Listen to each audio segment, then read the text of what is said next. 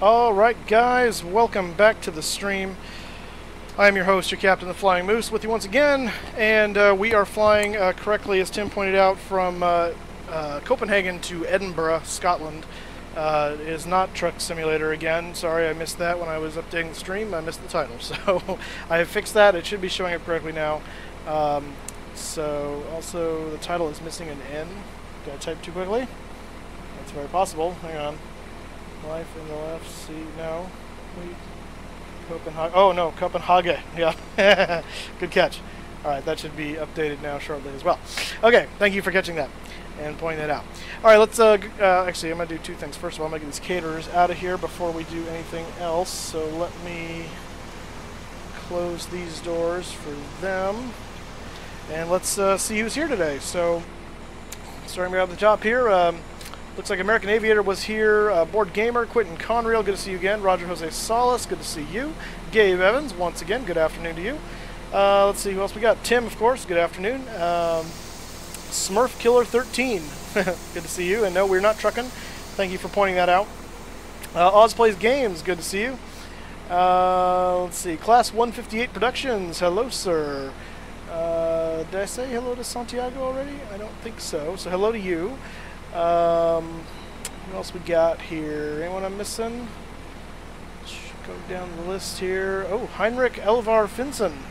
Yes, it is afternoon actually where I am, over here in Fresno, California in the United States. So good afternoon to you or wherever you are. And oh, thank you, Quentin. I appreciate that. And of course, the NightBot is here. So. Alright, that catches us up. We are ready to get underway. We are going to Edinburgh, Scotland today. And so it's about 2 hours, 10 minutes or so, I think, is the flight time today. Caterers are rushing off. Let's go ahead and start the peeps boarding here, because I want to get that done before too long. So let me... Oops, helps if I'm clicked on the right screen. There we go. Request boarding. Alright, a lot to do. Okay, so they're going to board up. We are flying for British Airways today, 737, as we fly to the British Isles, even though it is Scotland. They're all part of Great Britain, so or the UK, whatever you want to call it. The UK. So interestingly enough, so England refers to England itself, which is a section on the British Isles. Great Britain refers to England, Scotland, and Wales. And the United Kingdom includes Northern Ireland. So, little interesting tidbit for you there. All right. So we'll start here at the nose of the aircraft. We've got our pitot tube and angle of attack indicator there. The nose wheel and taxi light look good. Got no hydraulic leaks. The door to the avionics compartment there is shut and locked, as it should be. And we don't see any issues there. We've got our ground power unit providing ground power for us there. And turn that up just a little bit so I can hear it. Got our pitot tubes over here and angle of attack indicator. Also, the nose cone radome looks good, and that's nice and secure in there, giving us power. We've got our static ports up there and right there on the side for the co-pilot. These guys should be getting us loaded up here in a second. Hello, sir. I'm a little short again, aren't I? Whoop. There we go. Got our little cones blocking the engine inlets. That's cool. So we're looking at the leading edge of the wing here, and the landing lights all look good. Front fan, no damage there. Everything looks good on that. As we come around here and check the pylon, everything looks good there. Leading edge of the wing, looking snazzy, no problems. As we come around here, 9:30 in Iceland. Yeah, it's getting late over there, I would imagine. 5:30 in Bolivia. Alright, coming down here, the trailing edge of the wing, and we're looking at the control surfaces are all in the up position where I expect them to be. Exhaust port is clear on the engine there. We've got good tires and brakes over here on the right main tire. No hydraulic leaks, and hydraulic cylinder looks good there, and nothing in the wheel bay there that looks to be a problem. This is aircraft Golf VABA, Victor Alpha Bravo Alpha. We're flying today, 737-800 NGX with winglets. Those of you that are curious. Horizontal and vertical stabilizer looks good. APU is not running at the moment, but is clear. And the tail skid area looks okay. No signs of damage. The drains look okay.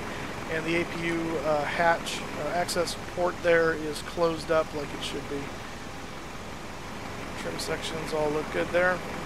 Fuselage looks good. We've got a really big SAT dish there for the for various things. Probably the entertainment system, I'm guessing.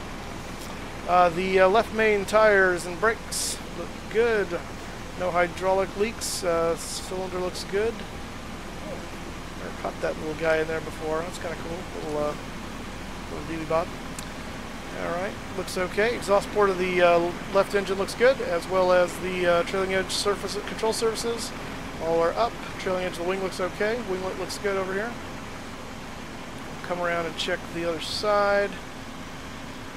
And leading edge looks good. No signs of leaks or anything like that.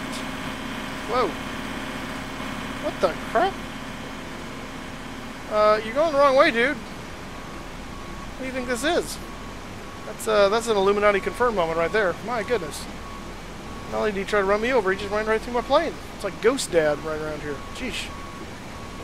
It's a great Bill Cosby movie. I'm sure Bill Cosby's a word we're not supposed to say anymore, but whatever.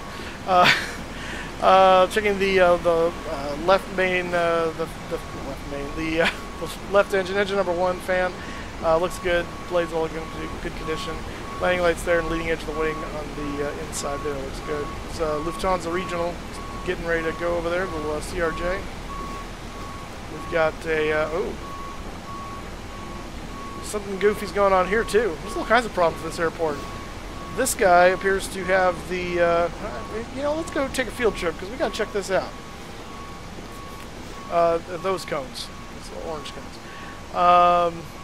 This is cool because the pilots have a direct line into the cockpit in this Scandinavian Air Airbus right here.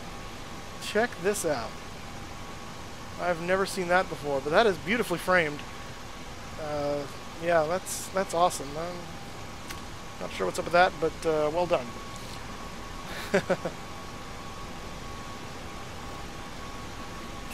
Kelsey, thanks. We'll have you along with us. No problem. All right. The baggage guy's name is Ferdinand. I like that. We got the air cart here going, and then we've got our static ports over here for the captain's side. So the aircraft checks out. We look good. So we're going to go ahead and get up in the cockpit, and we'll get this thing fired up as per usual. So you can hear the passengers boarding there. Go ahead and get our IRSs aligned and check our leading edge devices. Yaw damper goes on. The navigation equipment is all set to normal. Displays are set to normal and auto. We're going to check our cross feed. We've got valve transit light and valve open light, and then valve transit light, and valve light should go off. That's good. The fuel, I don't know why the center pumps are on. Center pump should be off. So all fuel pumps are off at this point. That's good. We're going to check our battery voltage. We got 28 volts in the battery, and we've got good voltage on the ground power. Disconnects are closed. Ground power is actually on at the moment, and all the other bus ties are off. We'll turn on our cabin lighting here. We need to arm the emergency exit lights. Also turn on the seatbelt signs for the passengers that are coming on. Window heat will go on. Pitos will stay off for the moment. Hydraulics will stay off for the moment. Cockpit voice recorder test. Good test. And the air conditioning panel trim air is on. Recircs are on. Packs are off at the moment because we have the ground source, and we're going to put that to auto. Flight level today is 36,000 feet, so I'm going to set that right there. Boom. And we are at sea level, so that's fine. Put the navigation lights to on. We'll put the logo light to on. Come down here, we'll test our oxygen. Good oxygen test there. We'll go ahead and put the panel lighting on. Not going to worry about backlighting at the moment because I don't think we're going to need it, at least not for a while. Let's see, we'll do our light test. And we'll check all of our panel lights. Just go, kind of go up the way here, so we'll start up here. And we'll come down the panel. Lights look good. And we'll check down here. And lighting looks good, so we're going to go ahead and call that a good test. Does this one have... No, it does not. That's going to be annoying. Okay, fine. Whatever. Don't care. Fire test. And... Oops. Okay, cargo fire test. Good. Radios. I'm going to test... Actually, that one doesn't test until it's all configured, I don't think. Actually, no, I remember that. We'll turn our panel lights on, though. Rudders and aileron trim are zeroed out. Test. Fail. Yeah, it's because the thing's not aligned, so we'll do that again in a moment.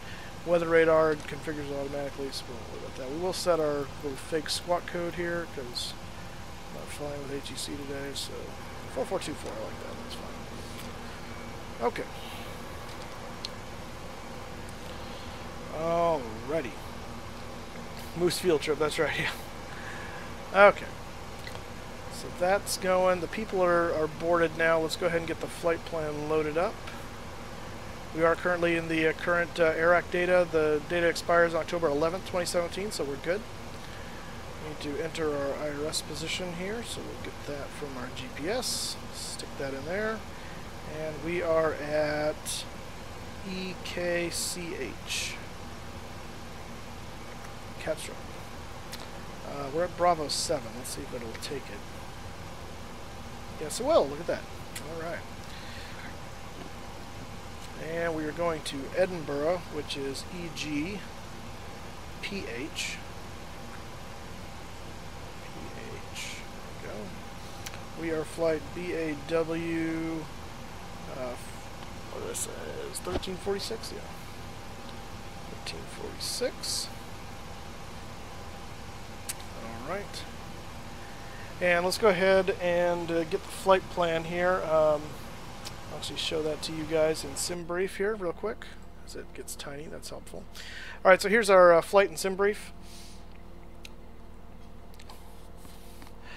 Alright, so we've got, we're flying to Edinburgh. Our alternate is Manchester. And then our cruise altitude is going to be 360 today. We're taking 18,516 pounds of fuel. And our zero fuel weight is 128,300 pounds. We have 145 passengers on board today, I believe. And so our route's going to take us the Mixa 1 Alpha to Mixie, or yeah, Mixie 1 Alpha to Mixie. P990 to Alslid, T505 to Ram, N866 to Ivaki, M869 to Gorev, UM869 to Surat, L983 to Qtel, UP16 to Neteb, the Y96 to Haven, and the Haven to the Edinburgh 2 Echo arrival, and we're expected to come in runway 24 at Edinburgh. So here is our flight path, as you can see. We're going to come up out of here, around, over the North Sea here, and into Scotland, and then up into Edinburgh. And then here's our alternate down here is Manchester. So that is the plan. Our alternate fuel today is looking like it's going to be about 7.3. Yeah, 7.3. Actually about 7.4. Double check that. So we'll go ahead and put 7.4 as our reserve fuel. And that is our plan. So I'll move this back over here so I can see it to load the flight plan in. There we go. By the way, Tim, yeah, real world weather today for my time. So it's currently set to 1449 Zulu. Even though that's not really the time it is, that's the time in Fresno. But real world weather for now, even though it's not now. When will then be now? So yes, real world, the weather that is currently reporting is what we're using. So, if that makes sense. By the way, also, I forgot to mention yesterday, after the departure out of, what's it called? Innsbruck, I went back and tried to figure out how to plot that in manually, and was able to do it, and flew it just to try it. And yeah, it's a lot easier when you do it that way. But yeah, I was able to figure out how to do that, so if that situation presents itself again, I will be ready for it. Okay, we're taking, there's a lot of departures out of here. Okay, Nixky 1 Alpha, there we go. And we are taking 4 right, so that is correct. Route. Go down here, and we're going P990. P990. Be lazy, use the tools. Yeah, exactly. Hey, Blue Crayon, how's it going, man? ASLID. ASLID. To T505. And that is to RAM, or AM. And we have N866. 66. To EVAKI. EVAKI. And then we got M869. 869. To Gorev, G-O-R-E-V. R-E-V. And then we got UM869. UM869. Whoops. To Surat, S-U-R-A-T.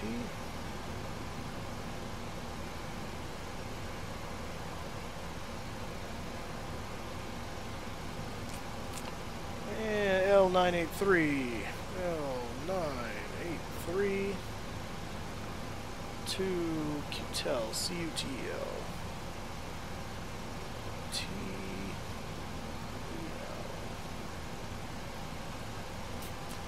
UP16.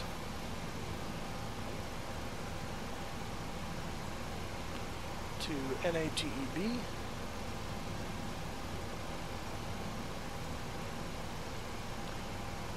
And Y96 to Haven. 96 to Haven.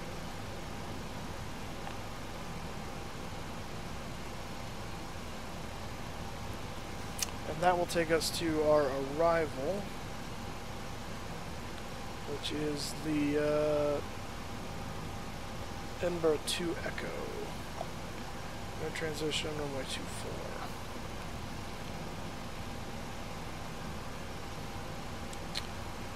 Okay. We'll activate that, execute that.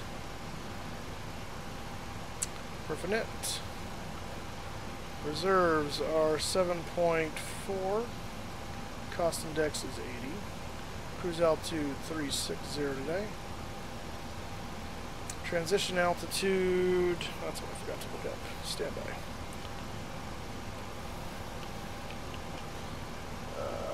Let's see. Where is my transition altitude? So it'll tell me on the departure plate. Standby.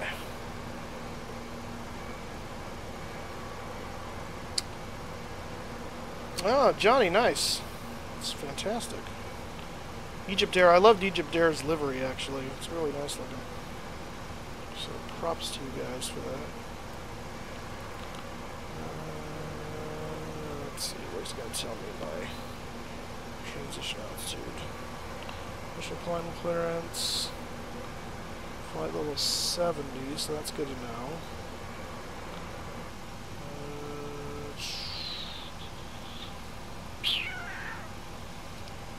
This is the one thing I miss about the Lido charts, is they were always very clear on where the transition altitude was. On the Jeppesen ones, oh there it is, okay, 5,000. So we're going to be cleared up initially to 7,000. Our transition altitude is 5,000 for the pressure altimeter. So we'll put that there. And one limit today. We're gonna derate 1. Takeoff will be flaps 5. Whoops, not 55. That would be awkward. CG, there we go. And conditions are dry today.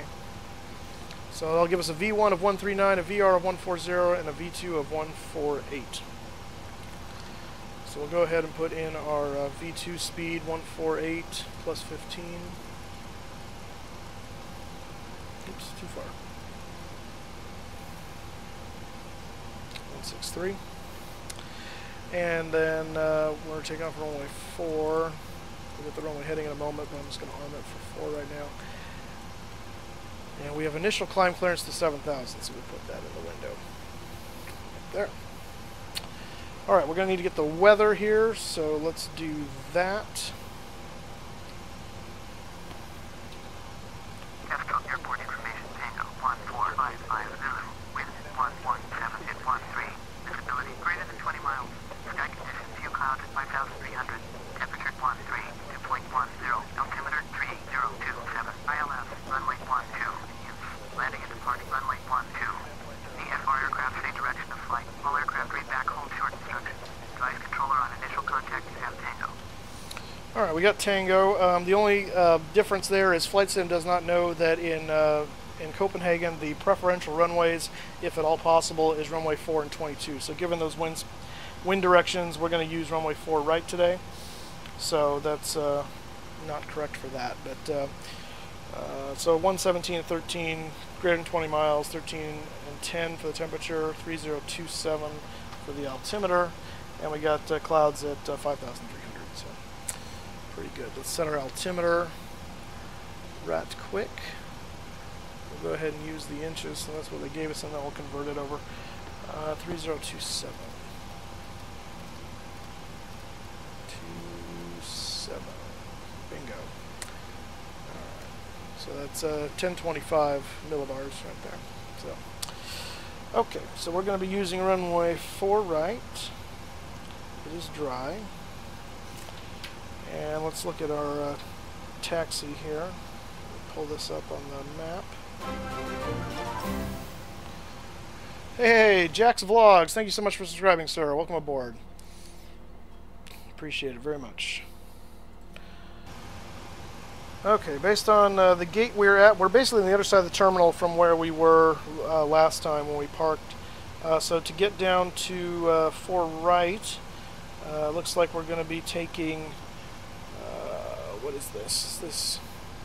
I think that's Kilo that goes across there. Basically Kilo down to Delta, Delta to Bravo, and Bravo will take us all the way to Bravo 1 for the runway. So that's going to be Kilo, Delta, Bravo, Bravo 1. It's going to be a flaps 5 departure and derate 1. And let's take a look at that departure, by the way. It's the Mixie 1 Alpha. And the Mixie 1 basically requires us to climb out, let's see here, climb on extended runway centerline to 600, or 3 DME from the KAS VOR, whichever is later, and then turn left to climb on track 09, to basically climb on 9 degrees, track to 1700. And then we're flying direct to CH-368, CH-371, to Doorbell, and then ODN, which is, wait, no we're not, sorry, that's the wrong, I just read the instructions for the wrong departure, my bad. Alright, ignore that. Alright, climb extended runway centerline to 600, or 3 miles from KAS, whichever is later, and then left turn to 9 degrees, track to 1700 to CH-369, to Sorga, and then Mixie.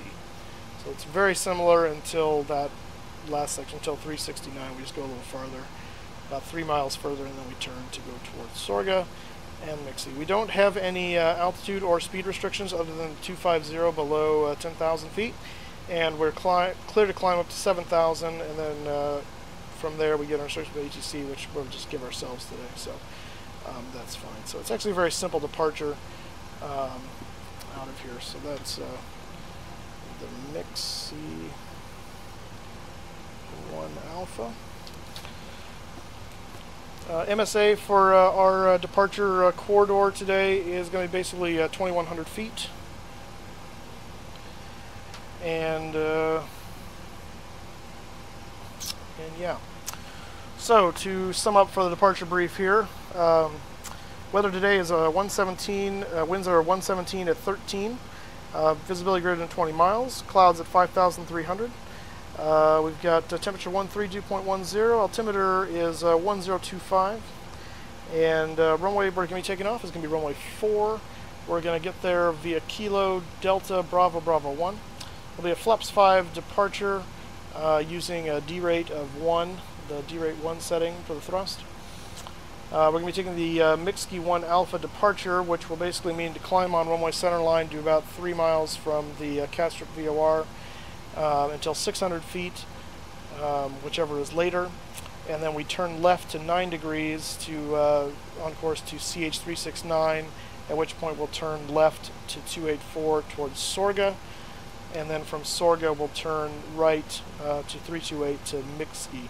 We're cleared initially up to 7,000 feet. Transition altitude is going to be 5,000 feet. MSA for the area is 2,100 feet.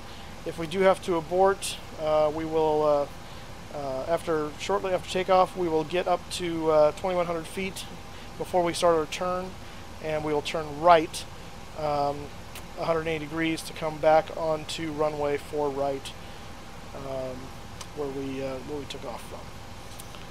And then we'll climb up eventually we'll climb up to 3,000 is my plan, and to come back in around the approach if we have to abort. Hopefully we do not. I don't anticipate we will, but you never know. Alright, so that is going to be the plan. So let's go ahead and let me pull up my checklist here and make sure we're all good to go before we go. Alright, so the pre-flight checklist. Oxygen has been tested, 100%. Navigation, transfer, and display switches are all normal and auto. Window heat is on. Pressurization selector is auto. Flight instruments. The only thing we didn't do completely is the heading on the runway. That's right. I just forgot. So let's get that real quick. For the runway heading here is... Stand by. Drum roll, please. Once I get it. 3-9. That was close. There we go. Okay. So flight instruments, heading, and altimeter are set. Let's see. Parking brake is set. Engine start levers are cut off. And the before start checklist. Before we do that, let's accomplish a few things here. Now the passengers are boarded when you close our doors. Oh, yeah, execute that, please. I don't know why that wasn't set. Sections, doors. Close that door. We'll close the cargo doors. And we'll go ahead and get the APU running for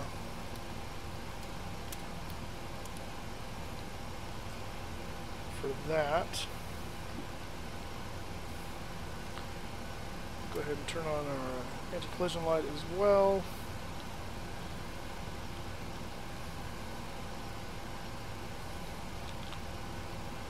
And once that APU, we'll go ahead and get 1 in position for pushback here.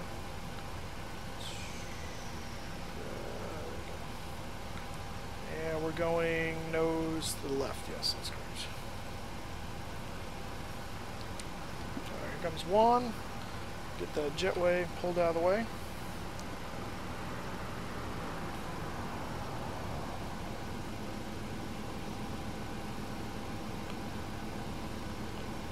Alright, Brian Gren, hey, how's it going? You got 33 on your ACT. That's average for Stanford and Ivy Leagues. Nicely done, sir. Congratulations. Well done. Bad guy, Baghdad Aryan. Hello, sir. And Gemini Jets, good to see you. Leaf, good to see you. And I just saw someone else here I recognize. Light, yes, hello, sir. Good to see you. Okay, we have, yeah, we have APU. So let's go ahead and switch over. We'll kill ground power so he won't get electrified when that goes off. I'll turn on the APU bleeds and leave the packs off because we're going to start the engines right now. And let's disconnect the ground and the air and the wheel chocks.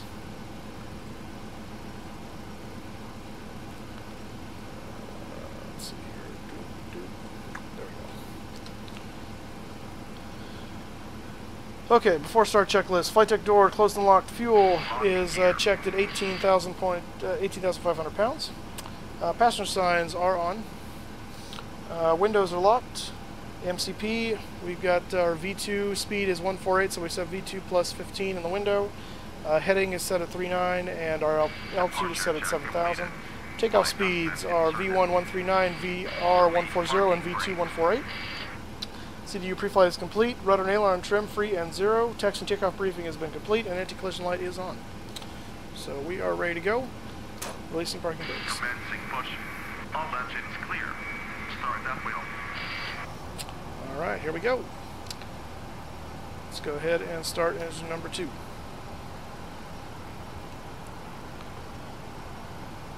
Alright. Start valves open. And 2 is coming up. Guys, don't forget to hit that subscribe button and definitely hit that like button if you wouldn't mind. I would definitely appreciate it. We're trying to get those subscribers up to 2,500, the magic number. We don't want to stall out at 2,067, so keep that coming in. We got a good light up. N1's increasing now. As Juan pushes us back from the terminal here in Copenhagen, Denmark. This guy doing his little power walk there.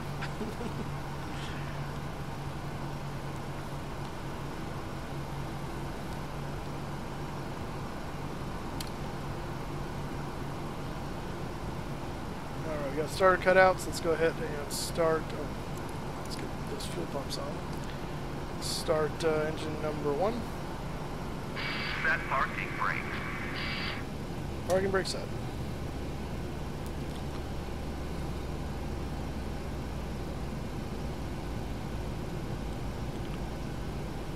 Alright, fuel on to engine number 1.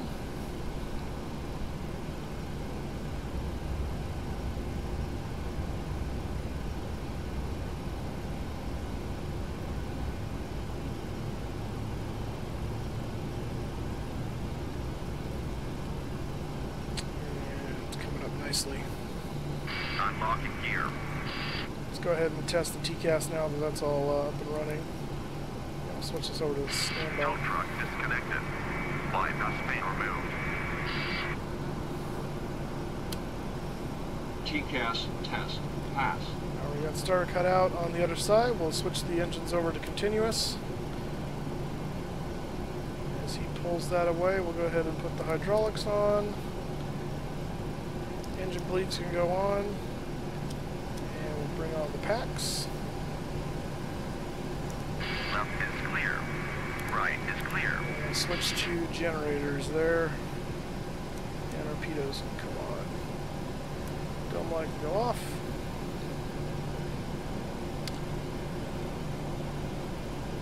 And APU can go off. Alright. Flaps down to 5. Trim set to 4.78. Right about in there.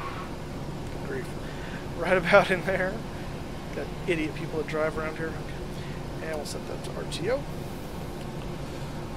And we'll look at the after start checklist here, see if we missed anything.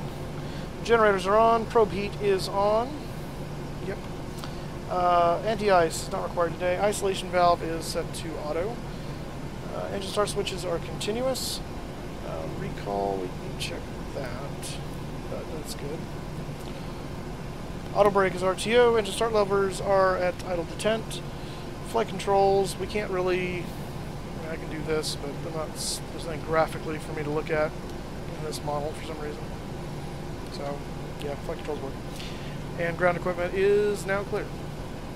So we are ready to taxi. Let's get and move on. Odin Bull, how's it going, man? We'll get team speak once we get in the air.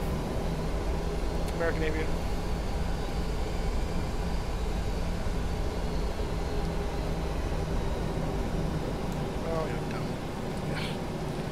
every time I'm not expecting it, it does that, and when I plan for it, it doesn't do it. I don't understand. Whatever. Alright, let's get out of here.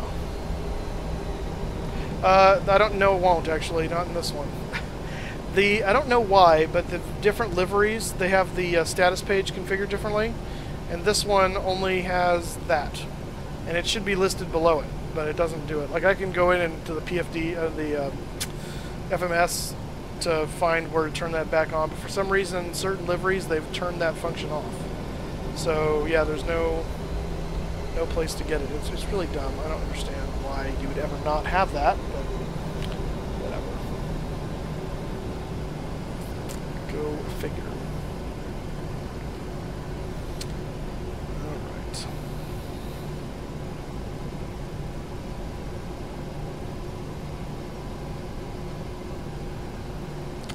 Alright, so this is Delta right here.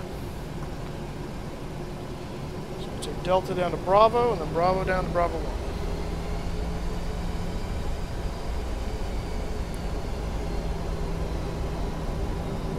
I do have the Captain 767. Yeah, it is very weird. I noticed that with one of them. Yeah, that's true. I guess they would have to do it with an external spotter.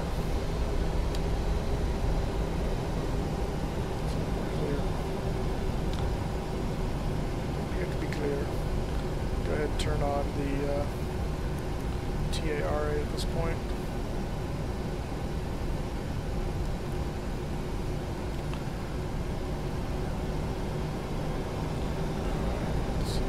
Delta continues on down. I guess actually we technically go into Charlie for a moment. Am I seeing that right? Get this upside down. Hang on a second.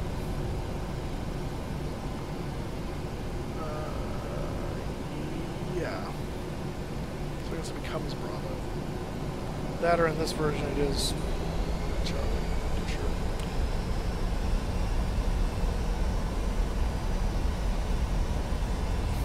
Oh, no, I see what happened. Yeah, okay. So, yeah, it was actually supposed to be Bravo. Charlie, then Bravo.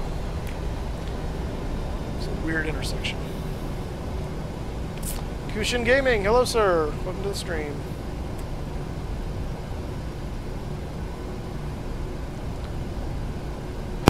Ladies and gentlemen, this is your captain from the flight deck. I want to welcome you on board this British Airways flight to Edinburgh, Scotland. We hope you enjoy your time with us today. At this time, please prepare for takeoff. Flight time today is about 2 hours and 10 minutes. We expect pretty good weather en route, and we'll try to get you there in one piece. Flight attendants, please prepare the cabin for takeoff at this time. I like to put the fear of God in my passengers a little bit. Keeps them from getting uppity.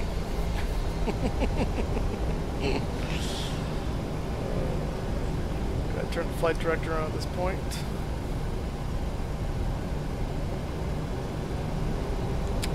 So we continue on down the road. On the road again. So good, turn the taxi lights on. Nice. It's not a huge deal in this it's daytime. Kill them. Yeah, exactly.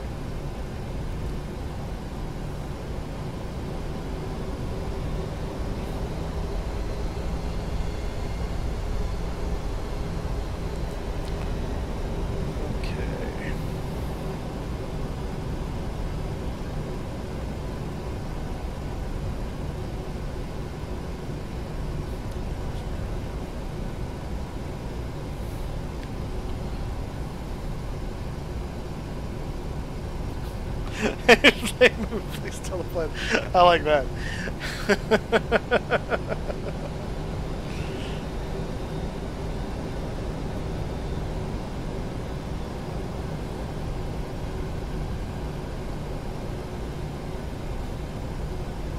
Well, the packs are on. We're doing a packs on takeoff this time, so that shouldn't be an issue. But, yeah, that was we forgot to turn the packs off. Is what happened before for a packs off takeoff. Packs are staying on this time.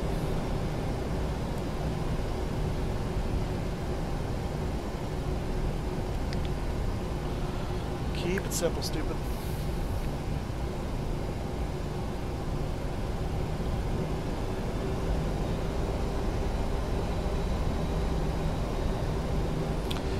Alright guys, hit that like button, hit that subscribe button if you don't mind. Your name will pop up. I'll give you a shout out.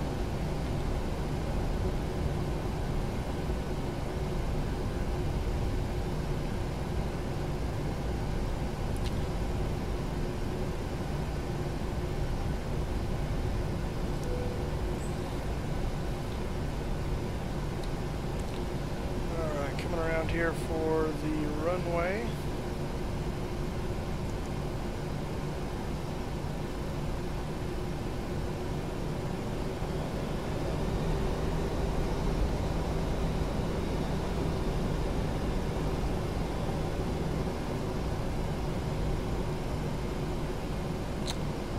We don't have any traffic, so before takeoff checklist, flaps are 5, green light, and trim is set to 4.78. So good there.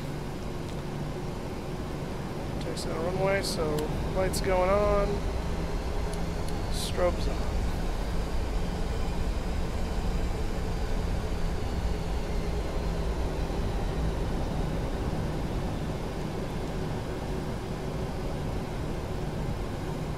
We are in Copenhagen, in Denmark.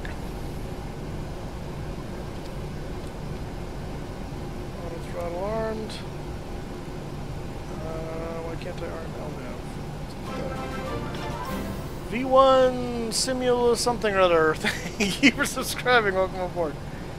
Why can't I arm LNAV? What's up with that? Usually I can arm LNAV. We have a problem. We shouldn't. See a problem. Oh, okay, well that's annoying. Alright, well whatever. We should be able to arm it once we get in the air. Alright, here we go.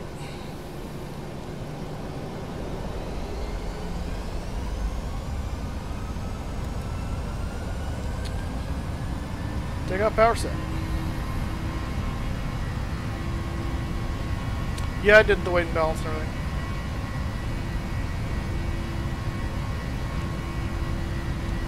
It wouldn't give my V-speeds without that.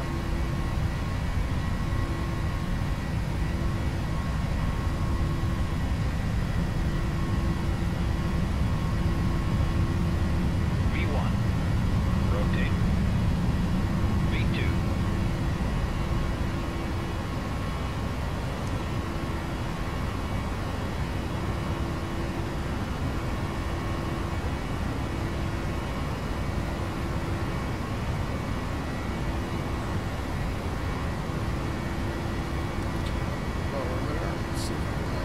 There we go. Yeah, looks good.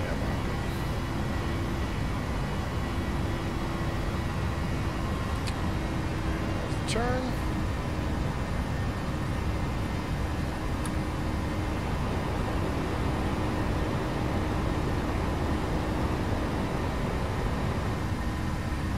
There's the windmills out there. The wind farm.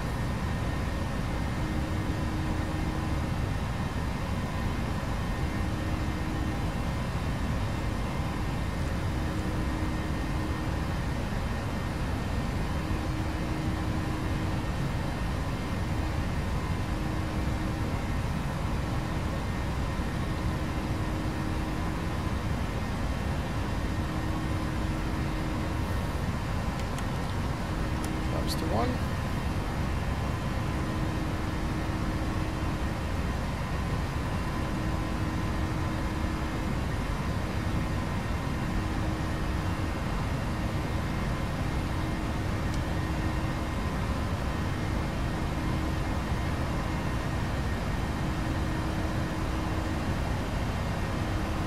And flaps up.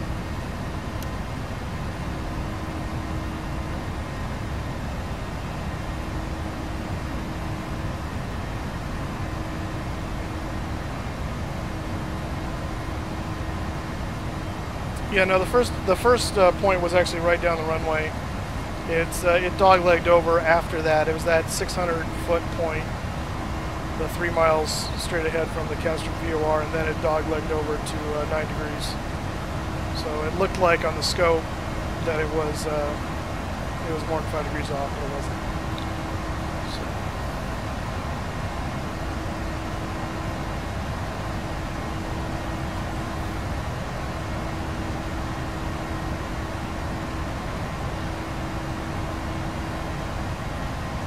All right, we're above the transition altitude, so we'll go over to standard.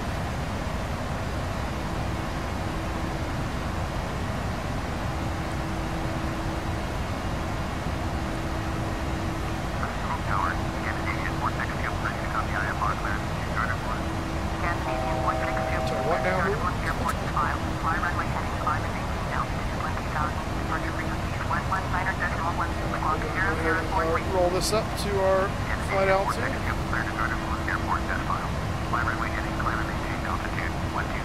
As we begin our journey.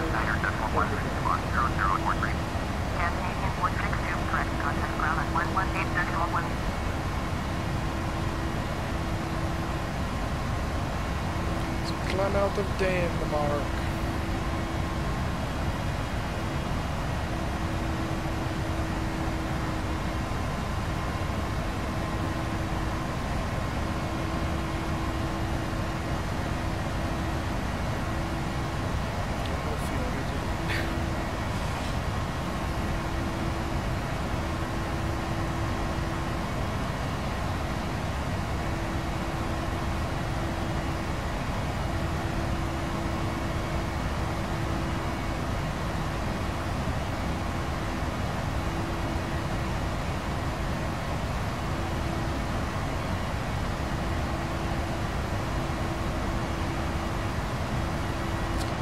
It's 10,000 feet, running lights off.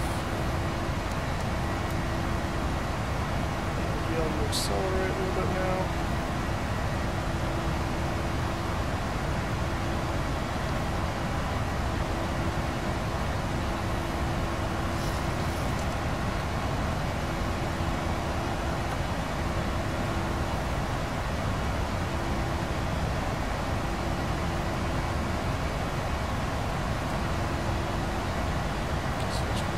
Autopilot.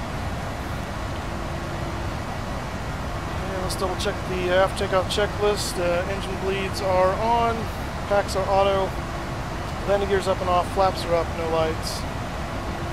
And we can take our engines off and continuous now.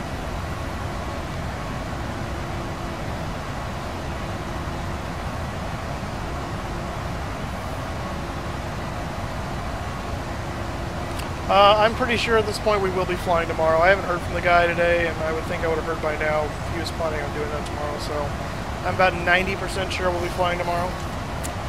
I mean, there's always a chance something comes up, even if it's not that, but I'm about 90% sure.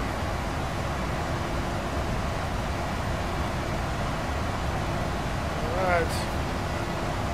As, oh shoot, who is the cartoon character? The hero, the superhero from The Simpsons. What's his name? Something Man, not Duff Man, not the guy. Who's the? It's like an atomic something or other. Shoot, I can't think of his name now. Fallout Boy's a sidekick. What's his? Radioactive Man? I can't think of it.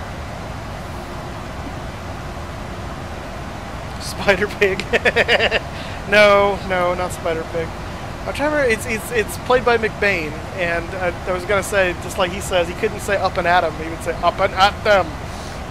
They kept trying to get him to say it right. Up and at them. I can't remember. Does whatever Spider Pig can. I don't know where we're gonna fly tomorrow yet. Atom Boy? No, I don't think so. It's something Man. It's Fallout Boy's sidekick that Milhouse played for the movie when they came to shoot the movie in Springfield. And, what the crap? I want to say Radioactive Man, but that doesn't sound right. That can't be right. I mean, maybe it is. I don't know.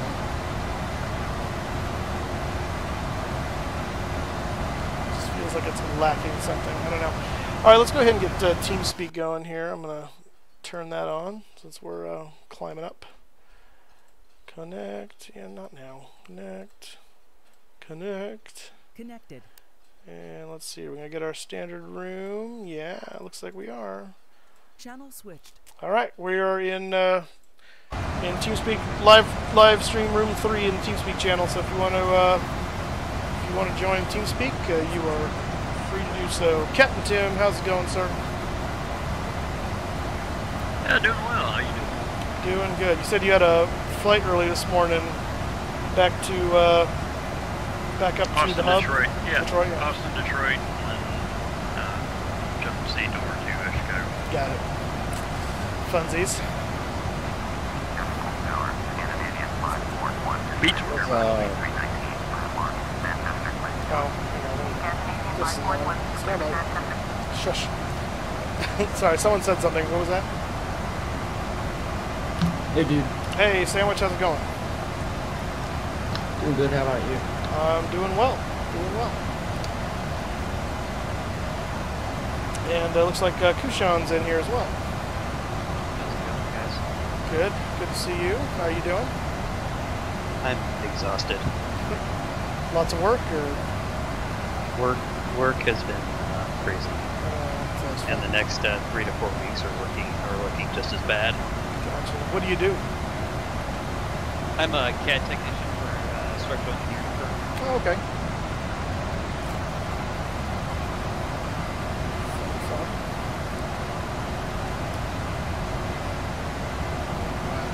Climbing through 20,000 feet. Lights are off.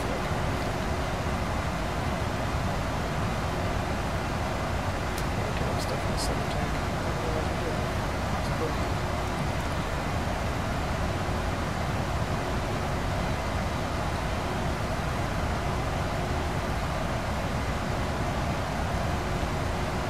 Alright guys, well don't forget to hit that subscribe button and that like button. Again, we got to get those subscriptions up. We've had kind of a lull the last few weeks, so want to see those climb back up. It'd be great to get that 2,500 mark here before too long.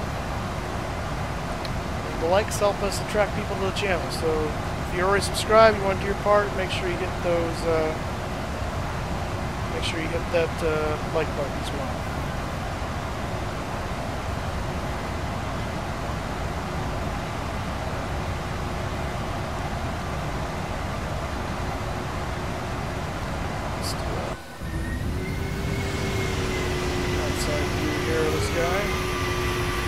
Has a pretty nice looking livery. Remember when British Airways looked like United? United looked like British. Right? Battleship Gray. Like, uh-huh. I do have to say, I do miss the old British Airways livery. I really like with the kind of the crest on it that it had. Oh, the old school. The old school, yeah. I really did like that livery. That was a nice one. It just looked British. It was nice.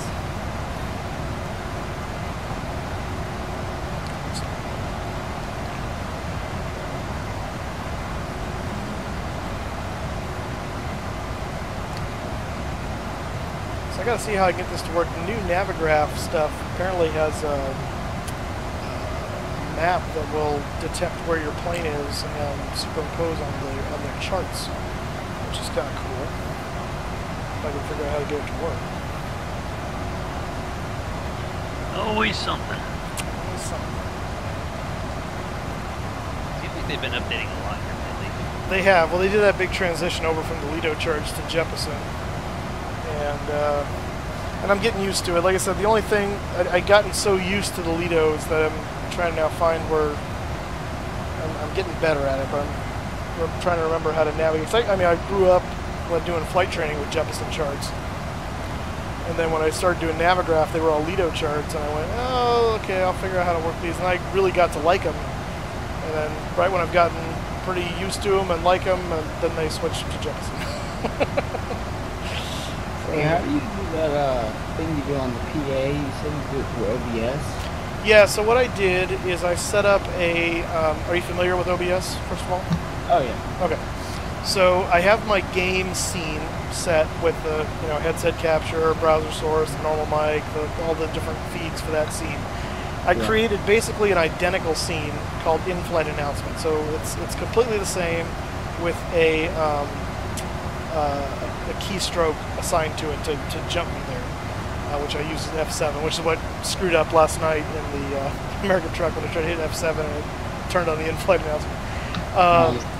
So I have it set to that.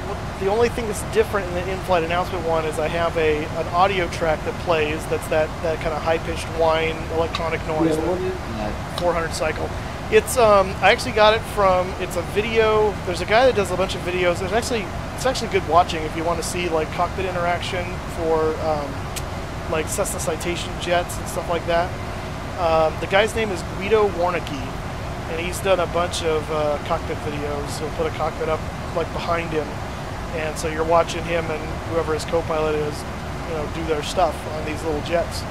But so one of them on the ground, he's got his mic tied into it, and you can hear very audibly. There's that noise that it's basically a product of that 400 hertz. You know, electronics that airplanes use, and so you hear that key in when he's going to talk. Well, there was just long enough of a pause when he keyed it without him talking that I was able to go in and grab the audio and then just repeat it in just a way where it wouldn't sound like it was stuttering on repeat, so it wasn't going you know, that kind of thing. I had to do some editing with it, and so I overlaid that, and then I do an EQ difference on my voice. Also in that channel, in that in-flight announcement scene, to, you know, make my voice sound a lot more. I basically just raise the 1000 hertz way up and drop a lot of the bass and the treble out, so that way it sounds very PA-y. and so that's basically what I've done. So that way when I key to that scene, now I'm using that activates, and my voice is EQ'd differently. So it does that, and then I just F6 gets me back to the game scene, which is the same thing minus those elements, and takes it back. So that's how I do it. The magic is gone. So it sounds like a whole lot of work, but it actually wasn't. I mean, I deal with video and audio editing for my job, so it wasn't a lot for me to do it. It was just, you know, just finding the right piece and doing what it was. And then once you do it, you know, then the work is done, and it's just about hitting the key every time I need to use it. So. It's kind of a lot. Yeah. Yes, to the layman it does sound like a lot. To me, it doesn't. It sounds like a moderate amount of work, but worth it for the effect for me, because everyone's always like, "Oh, how'd you do that?" I'm on his YouTube right now. Look, he's not like, I don't know if you do with the exact video. I don't. Actually, well, I might be able to find it because I think I have it. I have that video saved on my desktop. Let me go look for it. Tim, I see that now. It is Radioactive Man. Okay, so I was right. I didn't think that. It seemed like that was wrong, but I guess that's it. So yeah. All right. Well, thank you for confirming that. Alex Whiteley, how's it going, sir? Yeah, let me see if I can find that on my desktop here, because I think I have it in my Flying Moose folder. Let me see. You don't need to see that. Take you on a journey through my computer. That's probably not what I want to do. Let's see here. Come on. What, the hard drive stop? That's not good. Do. Oh, there we go. Alright. Moose. Flying Moose. There we go. Oh, here we go. It's the Citation 5 jet, so Citation V jet steep approach by Guido Warnicki. So it's in there somewhere. It's somewhere they're sitting on the ramp, and he keys the mic at some point. I was able to go. You'll hear it and go, oh, there's that sound.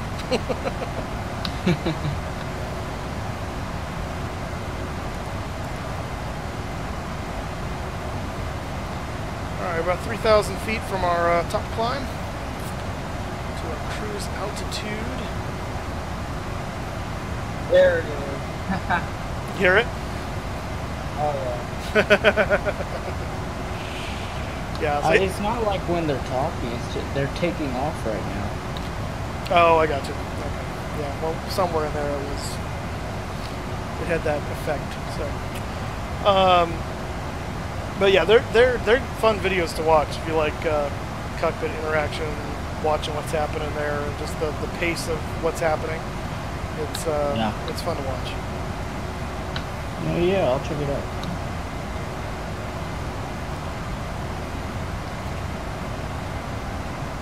All right. So who else on here is thankful it's Friday? Because I know I am.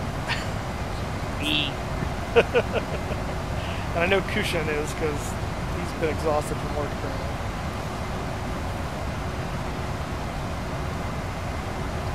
I'm flying this weekend. Oh, where are you flying to? Oh, I'm gonna fire the EKCH 737. Ah, gotcha. Sim flying, sorry. Sim flying, gotcha. Well, still fun. Do you know where you were flying for with your sim? Probably Seattle down to Suffolk. Okay, that's a nice little flight. Yeah, it looks like they got an event in Cleveland tonight, or tomorrow night. No, tonight. That's him? Yeah. Gotcha. That's cool. I guess tomorrow they're doing some pond crossing thing. Yeah. From Cleveland? I have no idea. Everyone's got to run from the Browns. Run from Cleveland. Boy, the Bears sound good. Yeah, right? As a Packers fan, I have to say I love that game. As a Packers owner, I enjoyed it until Adams got hurt.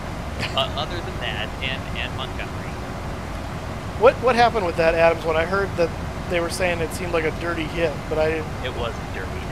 But what happened with that?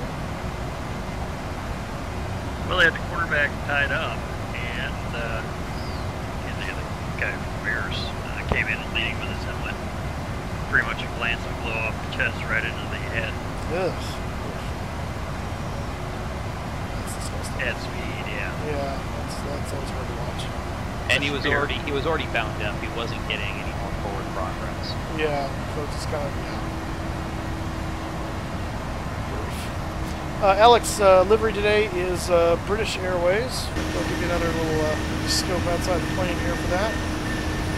There she blows. She's Golf Victor Alpha Bravo Alpha. Flying to Edinburgh, Scotland from Copenhagen, Denmark.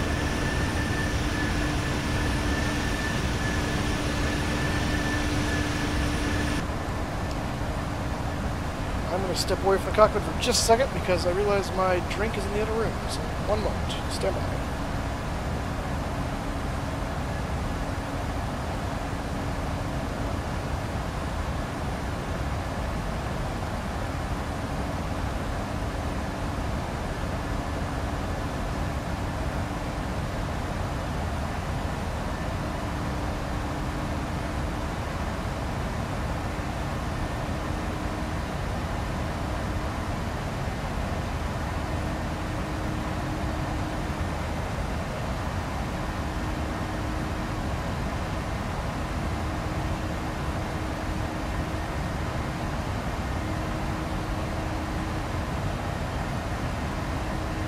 And I'm back. Drinking anything good, Moose? Oh, just root beer. I went to a place called Jimmy John's for lunch, and they are a Coke product, so I can't get my Mountain Dew, but so I had that soda left over from there. So root beer is the closest thing I get to beer. I don't drink alcohol. So. What? What? Yeah, no. Just I choose not to. Are you going to make me happy and take the scale out on your damn display? Oh yeah, you like that, don't you? I did turn on the weather radar on the other side. Oh, good. So Yeah, actually, I was looking at the weather, and looks like Edinburgh might be interesting. Well, not very interesting, but different. Yeah, maybe. Rain showers and something. Also, not CRJ getting his wings ripped off. Yeah. No, not. Hopefully not anything like that. We can still hope. Yeah.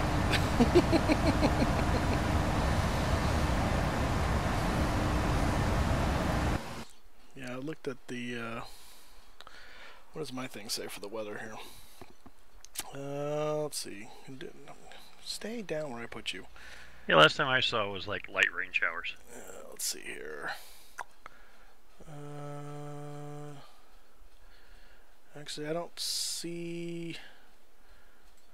Well, maybe it's predicted not to be rain. Right now, I'm showing. Yeah, I'm not seeing any participation. I'm not seeing any precipitation. Let's see. Wind 200 at 9, 10-mile visibility. Scattered clouds at 4,600 feet. Yeah, I was just looking at the sim brief overlay for the significant weather, and didn't show too much, and just light chop, 10 to flight level 20. Yeah. Yeah, I've got it on there. Now, how do I assign it? So in your settings, go to hotkeys, and if you scroll down, you should see for every scene you have, there should be a whole bunch of options, and I think the last one on each scene section is like switch to or something like that. Okay. In fact, I'll see it here in a second. Yeah, switch to scene is the last one of each section. So find the scene that you want to switch to, and then just make sure you put a button to switch back to your other one as well, because obviously you don't want to get stuck in that and not be able to get back. But make sure whatever button you set that to, it's not going to be something that you use in Flight Sim, because you don't have to be clicked onto OBS for those keys to work. They will work in whatever program you're running. So, we got a little bit of traffic over here to our right. Let's see if we can spot him. It's below us a little bit. Let's see him. He's out there a ways though. Ramming speed. But that's appropriate. Our waypoint we're going to right now is Ram. I don't see him out there. He's hiding in the clouds. What are you? Someone beating somebody? Again with the beating. A sandwich. Yeah, no. What are you doing? Sandwich. I'm trying to set a hotkey, sorry, but oh crap, it's the same one I'm using for TeamSpeak. You're setting the hotkey with your hammer? No, it's on the side tech yoke. Oh, okay. Got that Fisher Price. Yeah, that's right. Hit the wrong key, it says the cow says moo.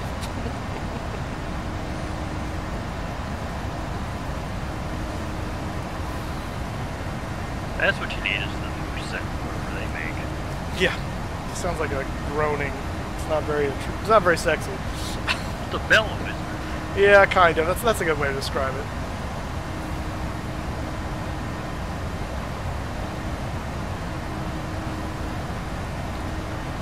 That's a good way to describe it. Where'd a pen go? I had a pen here and now it's gone. Makes me sad.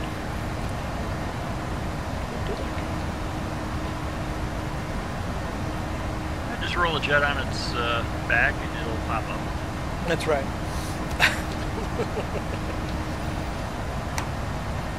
I'm sure the passengers won't mind that in the least.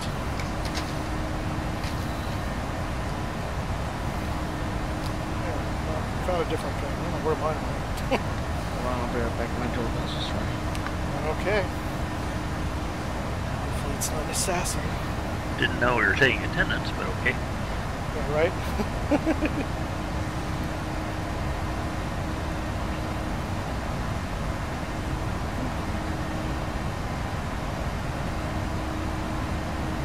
Well, tomorrow we play Iowa. Oh, really? How'd you guys do? You guys played last week, right? We looked really good during the national anthem, and then just died afterwards. Notre Dame took us apart. Oh, well, you're playing Notre Dame. That's enough. I'll give you some slack for that one. At least you look good during the national anthem. A lot of people aren't looking that good during the national anthem right now. So. Yeah, I just thought of that when you said that.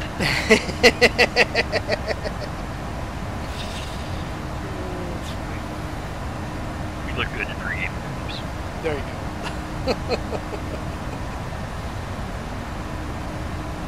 No contact formats.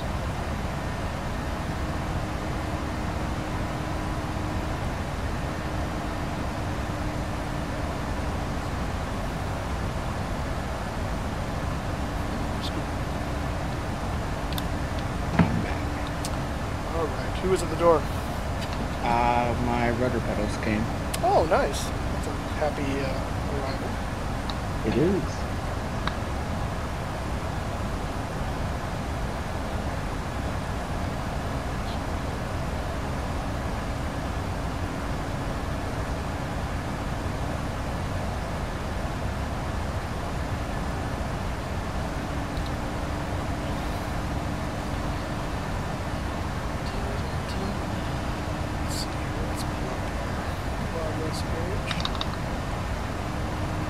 Hey Tim, you haven't found where to put in the transition altitude for the approach on the 37? No, I don't think there is one.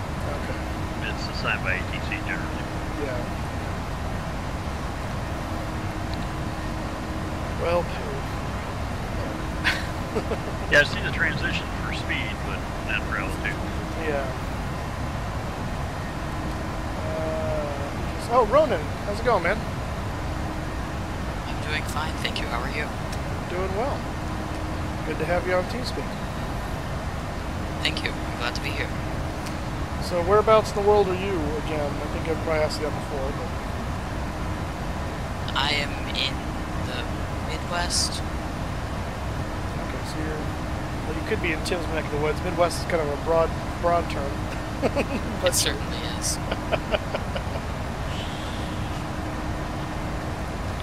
Flat. Well, yeah, that. Yeah, Indianapolis. Oh, okay. Cool. I'm currently on hold. Well, that sounds like fun. Yeah. Yeah, Smurf Killer, we were trying to find where you can set the transition altitude for departure in the FMS. But there's no place for it. It kind of defaults to 18,000 for the arrival. So you'll get a yellow box around standard when you pass 18,000 feet if you don't switch at that point. Which in Europe, it's almost never that high. It's usually closer to 5,000 or 6,000 feet. Or as Tim pointed out, assigned by ATC. Whatever they give you the pressure altimeter, that's obviously when you transition. So. But yeah, so it doesn't appear there's a place to input where the transition is on this side, because the one I give it, I've given it 5,000 for instance, and it'll tell me, the box will go yellow on me when we pass 18,000, even though it's got 5,000 programmed into it. So, descent forecast. See, I think I've looked there before. Oh, the forecast. I think this is.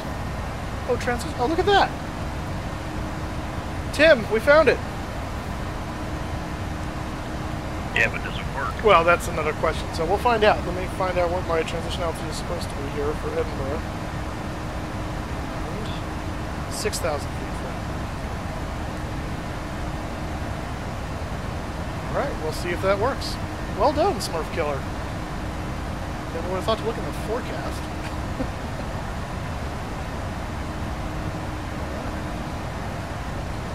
Cool. All right. Yeah, we'll see if that works. Awesome. Ooh.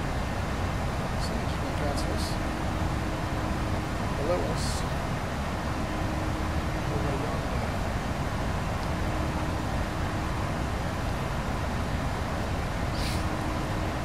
Well, we got about 290 miles to the top of the descent. Ways to go.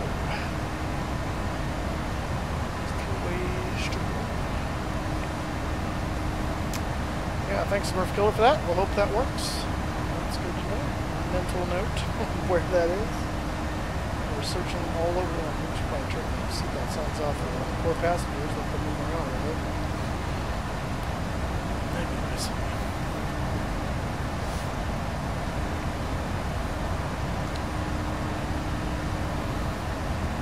Gemini Jets, welcome back, sir.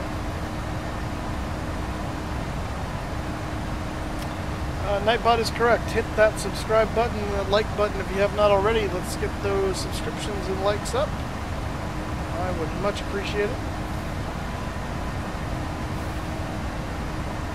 Much appreciated. Hoping to soon do the computer upgrade here. And then with that we'll be able to move the stream computer. We'll have a dedicated computer for the stream. And that will hopefully allow me to take advantage of the more robust computer to fly Flight Sim on its own. And that will hopefully allow us to use the CRJ and use Prepared to its full potential. So yeah. TSZ Robloxian, how's it going, sir? Hello. Are you upgrading your computer or like specifications? Well, yes, that would kind of be the same thing, I think, if I'm understanding correctly. Like buy a whole new computer or upgrade? Oh, upgrade these. Yeah. Memory. Well, I'll be upgrading most of the guts of it. I don't buy computers. I buy parts and build the computer because anything you buy, unless you buy it from like a Flight Sim dealer, is poo. So anyway, so I will be buying, like, the graphics card will probably stay because it was just upgraded recently, and so I'm probably not going to jump it up again right away. It's a 970 NVIDIA GTX, so it's fine.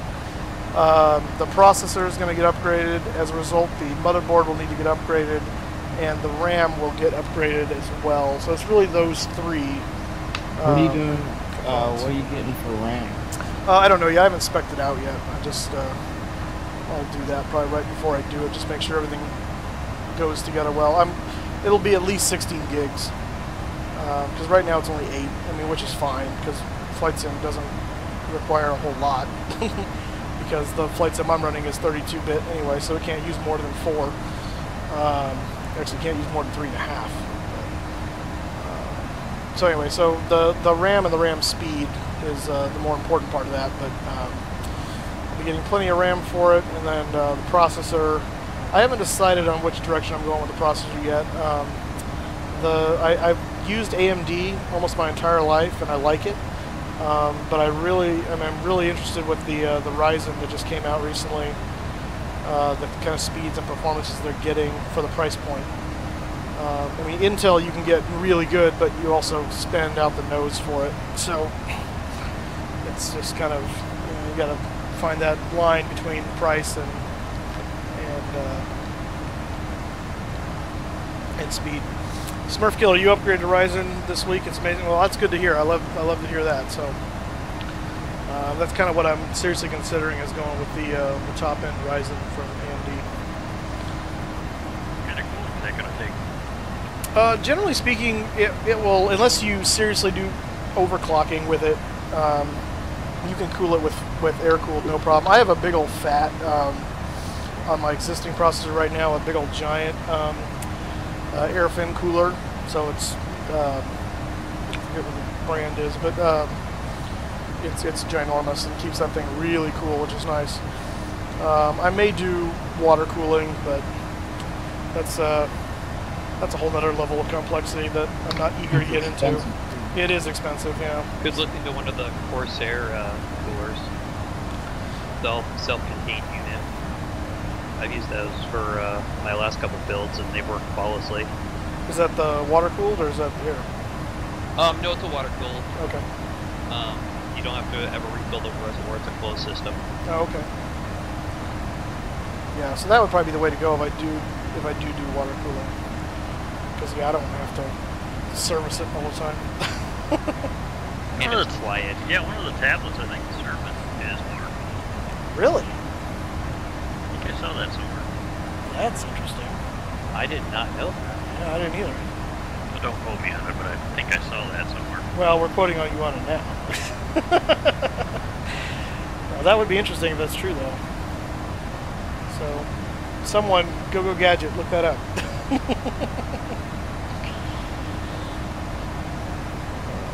that would be interesting. I'd be curious. I was texting while driving on truck sim and crashed on the side of the road. Well, I'm glad you specified sim there at the end, because I was about to reprimand you.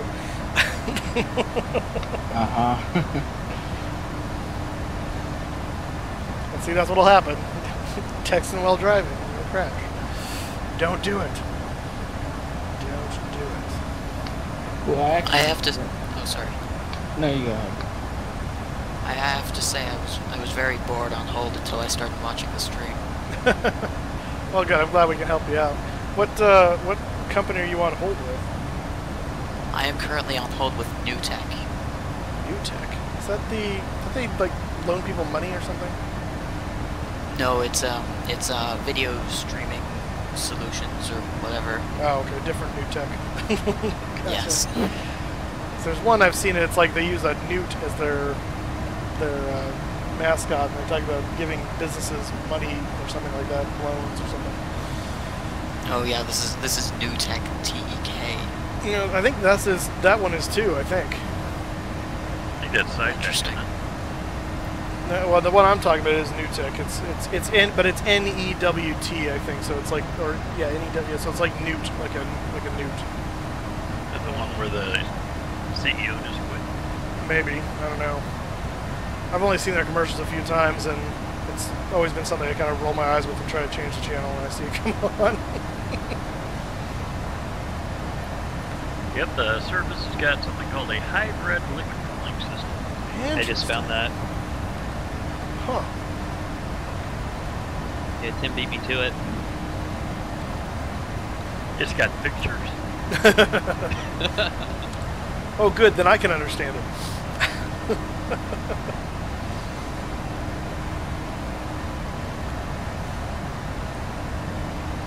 Learn something new every I'll day. send you the link. Cool.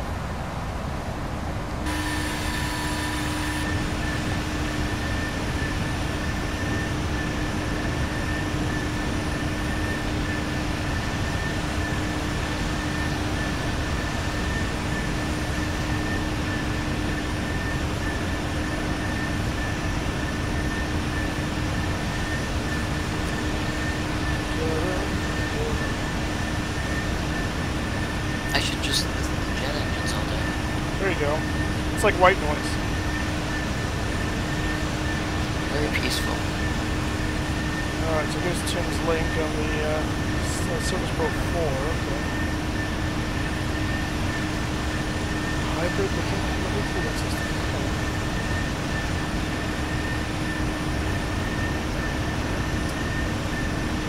Let's see.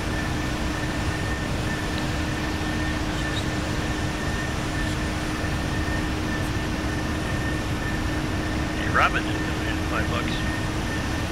Who's the household? Who did? Did it not?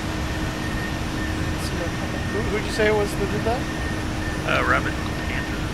His name was, I missed it. I just saw it out of the corner of my eye. Gotcha. Well, Robin Cantor, thank you so much. I appreciate that. I'm sorry I missed the notification was very very quiet for me apparently. So thank you so much. We were slightly distracted. Yeah, we're distracted by liquid cooling tablets. So, but I appreciate that very much. Thank you so much for the donation.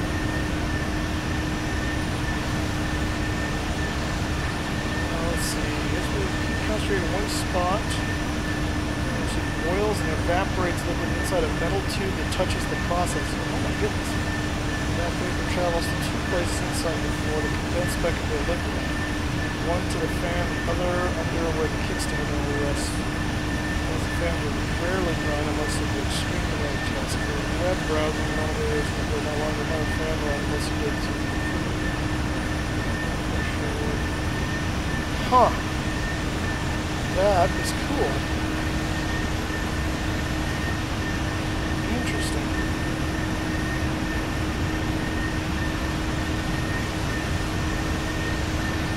That's a trip. Well, there you have it, folks. Oops, I got the name wrong on the $5. Oh, there it is. It's on Maryland the. Addon. Yeah, there we go. Okay, sorry I got that wrong, but it was a super chat. That's why I didn't hear it. It didn't do the ding I'm usually expecting. So, thank you, sir, for that. I appreciate that very much. Oh, there was a separate one of those Streamlabs things. Oh, so Streamlabs and okay, well, awesome, sir. If you did it twice, then all the more props to you, sir. I'll have to go back, you know. If I can go back and look up if Streamlabs hasn't updated yet. Let's see. Make sure I'm saying the right name. Sounds like you're going at your thing with a hammer again.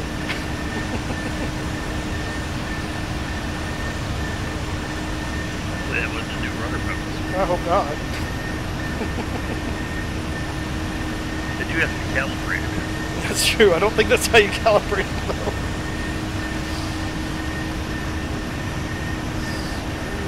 What? Oh, nothing. Oh no, I heard. We're talking about you, not doing it. Exactly.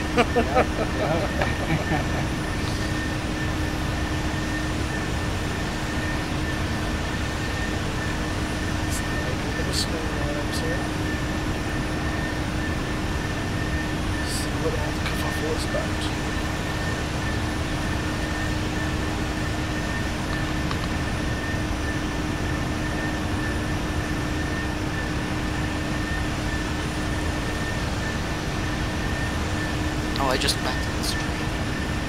It was Robin Cantor's. Oh, it is Robin Cantor, so it was two different people. Okay. Right. Well, thank you, Robin Cantors, for your $5, and thank you, MD Addon or Maryland Addon, depending on what the MD stands for. Your ramen, I appreciate that. Going down. Is it going down? Going down.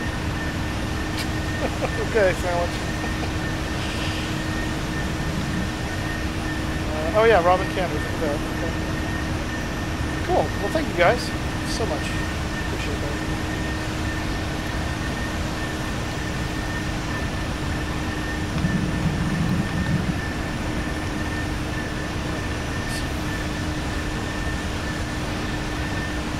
We had Household Jew, looks like, is on TeamSpeak, although they've got their speaker muted at the moment, apparently. They were setting it though. I was thinking that's what we were distracted by earlier. No. Oh, bye. I don't know what Sandwich is doing, but it sounds like he's having a stroke.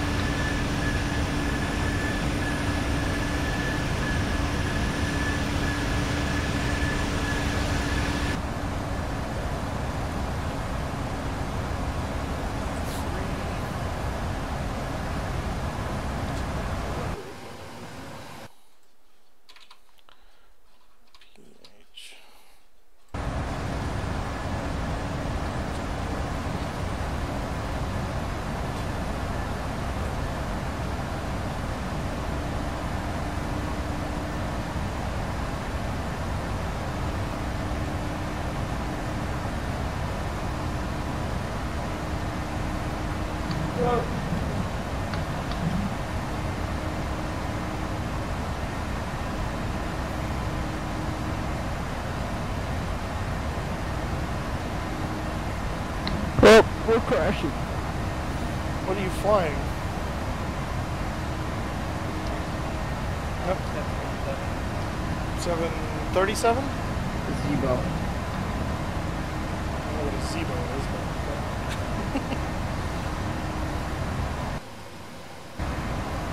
I think it's X-Plane's 747. Oh, gotcha.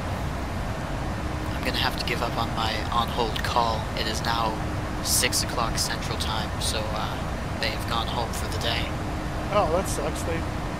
They'll actually do that where they stop even though you're already on hold in the system? I don't know. I'm just assuming that. You're also assuming they're in the United States. Yeah, that's true too. They could easily be in India for all you know. Well, on the website it said from 9 a.m. to 6 p.m. Central Time. You believe everything you read on the internet? I thought it seemed reasonable. That's true, Smurf Killer. Yeah, it's a little closer. That's good. Kazakvo, Privyet Tovarish. How you doing, sir? And David Rothmuller, good to see you, sir.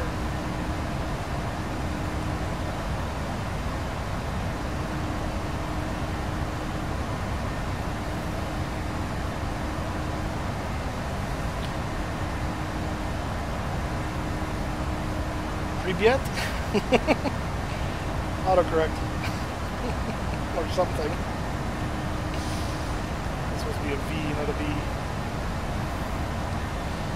Alright guys, I gotta go. Alright, Sandwich. Thanks for coming along while you could. We'll see you later. Enjoy. There we go. There's pretty good.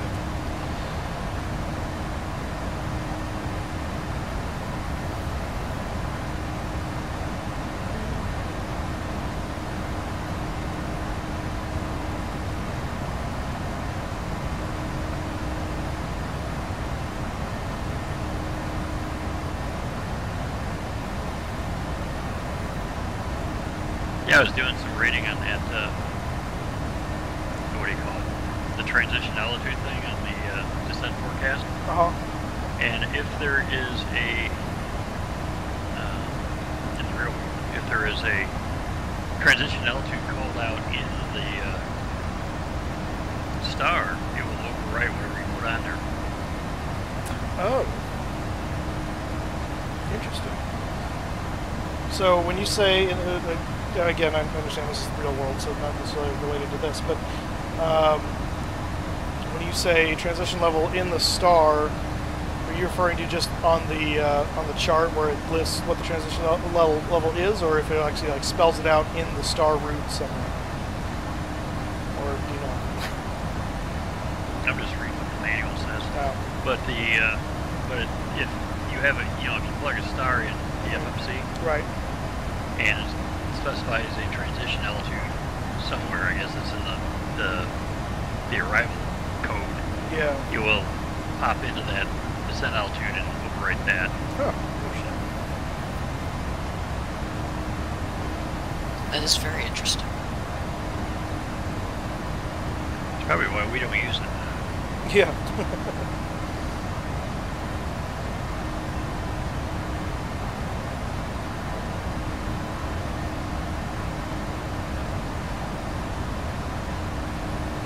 Currently on virtual approach to Indianapolis. Oh, fun.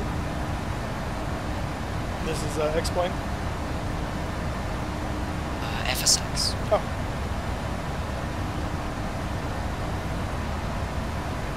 I don't have very much money. Well, it's fine.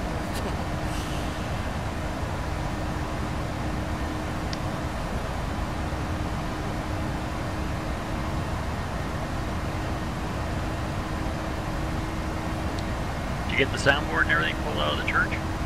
Yes, got the new one in last week. We had our first Sunday this last week with the new one, and it went pretty good. We only had two real hiccups.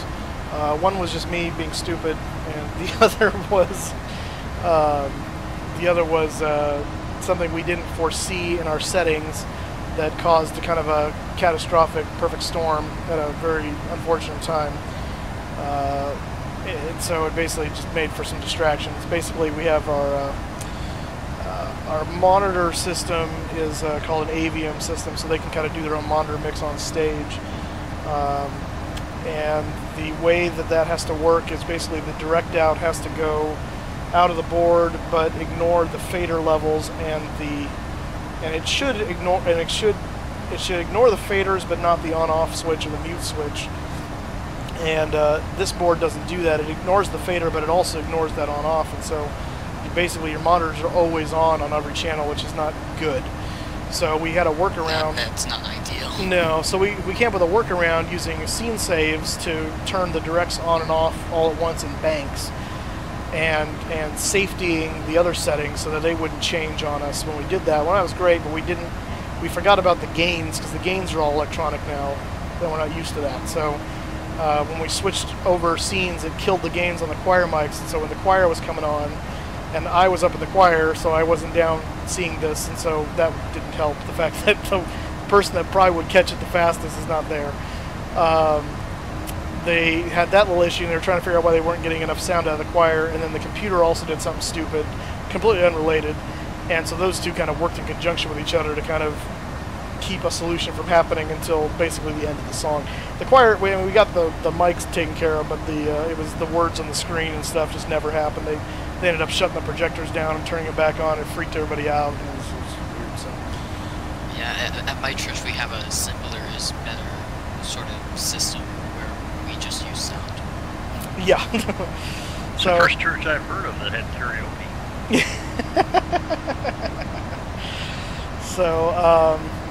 So anyway, so we figured it all. We figured that out. Then during the first service, that was second service. First service actually ran really well, except for where I screwed up, and that was I was messing with the pastor's EQ during the sermon, and due to the way, if you guys know anything about sound, when it comes to EQ, there's two types of front end and back end filters for the bass and the highs. And so you have a low-pass filter and a high-pass filter. Well, the low-pass filter basically means it's going to filter out the high end because it's allowing the low end to pass through, and a high-pass filter does the opposite. It rolls off the bass end and it lets the highs through. Well, when you're looking at an EQ curve and it's labeled with high, mid, low, and low, mid, and then you see the high-pass filter, it's labeled HPF, my brain automatically tells me that's to deal with the high end, even though the high pass filter actually deals with the low end. And so I turned that off, trying to get his EQ better. And we have a effect in the way our speaker system works with our room. The right around 170 hertz or so is a real like ringing frequency on the low end. And so he started to you could start to kind of hear this kind of wah, wah as he talked. And it took me a second to try and figure out what was going on, and then it just started to get away from me, and I had to like silence the whole board for a moment for the feedback, and then quickly figured out what happened and fixed it. But I felt really stupid. Johnny, thank you for subscribing. Welcome aboard, sir. It's the voice of God thing going on there. A little bit, yeah. Of course, now what you need is the feedback tone, 100 hertz feedback tone. That's right, yeah. So yeah, so that was fun. But aside from those two instances, everything else went pretty well. We had practice on Tuesday, and we were able to learn a lot more. And we continue to dive into it and just get used to it. We're getting more adept at it. So this Sunday should be even more put together, and just it'll keep going from there. But yeah, it's pretty much all installed. Everything's hooked up now, and everything's running the way it should be. So. Now it's just a matter of us sound techs getting used to it and make sure we're hitting the right things at the right time so we don't screw everything up. My church recently had renovations, and they got a big audio upgrade, but it makes it so that low bass notes from the organ really, really vibrate the room. Yeah. So. And now you can explain the infield fly room. Infield what? The infield fly room. A complicated thing. You'll have to do that. I'm not sure what you're talking about. I'm just saying that thing that you talked about is way over my head. And I'm like, okay, well. I see what you're saying. Yeah. So. Anyway, all let's say we had some fun on Sunday. We're getting better. It's going. Let's get into it. So that's good. And the orange cone remark when the tugman driving through it that's one thing you never do is drive between a cone and the body of the airplane. That's what you were talking about. I thought you were asking like what cones, and I'm going, what do you mean those cones, right? I had that marks out. I was like, the truck driver was saying that would go. Yeah, I got you. That makes sense now. Yeah, exactly. Well, he didn't see any airplane either because he went right through the damn thing. I did like that jetway in the airplane. Yeah, wasn't that cool? Good old FSX. I'm so disappointed I missed that. Yeah, you have to go back and look at it. It's basically the way the jetway went into the plane. It was as if it was trying to align with the flight deck door, the cockpit. and so it was completely inside the aircraft and perfectly aligned back to where where the passengers, if you stepped out of the jetway, you would go right into the flight deck. It was really weird. That sounds like the perfect thing for taking passengers off the plane. Yeah, exactly, right? I mean, you know they're all crammed into the cockpit. Put them all in containers. There you go. That's the FedEx rule when it comes to passengers. Stick them in a container. Well, Ryanair wanted to do that stand-up class. Just pack you all in like sardines. Oh, seriously? Ryanair is already a bit just like riding the bus. Why don't we just put hay down on the floor and That would have been Aeroflot. Oh, that's good.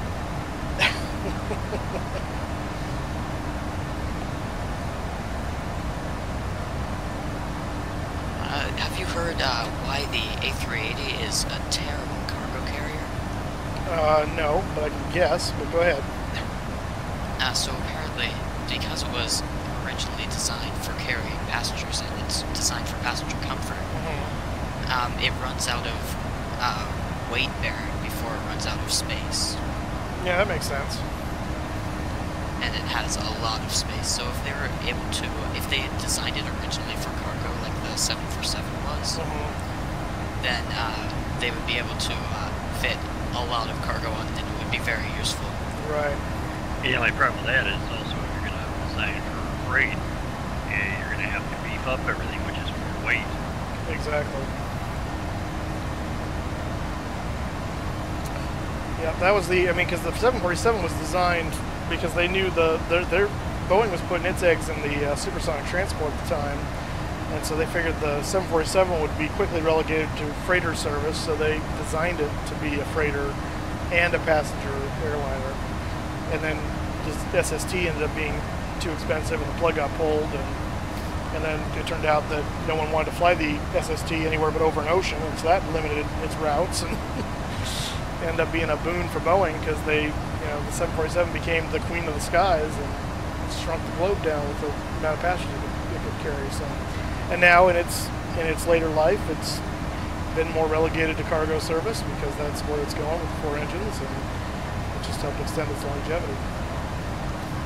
Ready for your trivia for the day? Go ahead. How come when we're taxiing we don't stop on, like bridges that go over roadways? I would imagine due to weight. Kill the bridge if you're sitting there. They're probably not designed for static weight as much as moving weight. I used to think that's true, but that's not it. Really? So what is it? Is it distracting the drivers?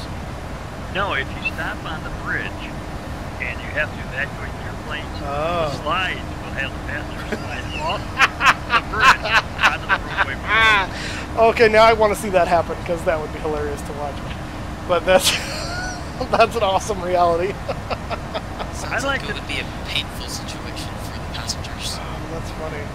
I'd like to know the first person who figured that one out because I'm pretty sure somebody didn't think that through. See, probably something happened. That's what I was about to say. I was like, who sits around and goes, you know what, guys, realize this. Risk cause analysis. Exactly. Just like, but somebody had to actually have an emergency and down the chutes, because I don't think anybody thought that was through. Yeah, that's a pretty random that's one. what I was thinking. Yeah. But that's hilarious. I mean, from working for an engineering company, we think of a lot of like random situations when it comes to like layouts of buildings, this, that, and the other. So I could go both ways. Yeah, I could see it being thought of, but yeah, it is out there as far as that goes. So I can see that going both ways. Hang on, I'm gonna have to leave and then come back in just a minute. Okay. Okay, make sure you punch out. Yes, right.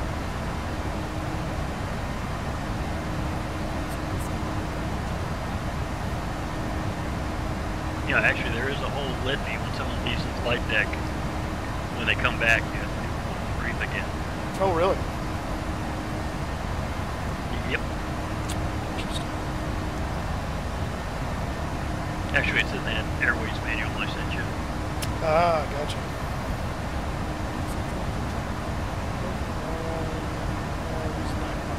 Brian Gren, how's it going, man? And German Uber driver, good to see you too. It has been a while. Good to have you back. Hot airplane. Yeah. So you got some video of a 737-300, really, on its way to Fargo with the Northern Iowa football team. Nice. That's pretty cool. We had a few weeks ago. I caught a random 737 taking our Fresno State team to for the Alabama game where we got destroyed. Of course, we were expecting to. I saw a Coletta 747-200 over in Rockford last week. 200. Oh, that's cool. The old cigar engines. Yep. Nice.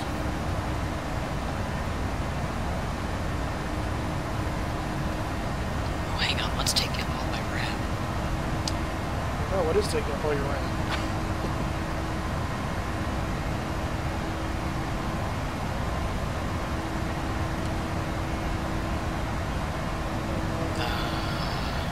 Oh, Brian Grant, I'm sorry to hear that. Sinus infections are no bueno.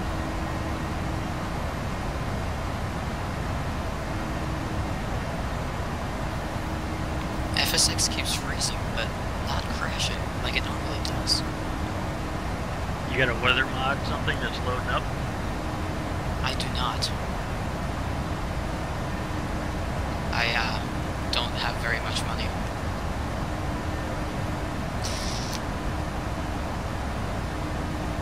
You pulled up, so are you looking in Task Manager right now? Yes, I am. You should see either whatever's using a lot of RAM or whatever's using a lot of CPU power. Yeah, FSX seems to be hogging everything right now. Oh, really? That's interesting. Why FSX is running off the rails, that's weird. Mostly CPU.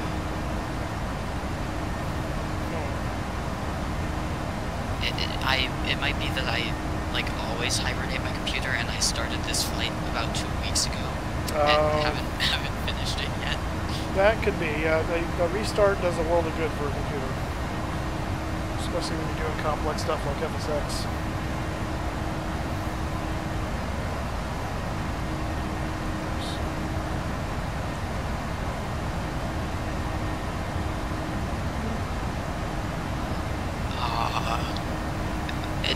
It's just so frozen.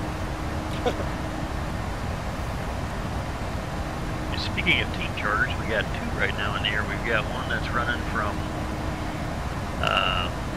Tyson to Orlando, and another one that's 712 that's running from, where's that one going? It's to South Bend, so it's Notre Dame charter out of LaGuardia. Oh, that's cool.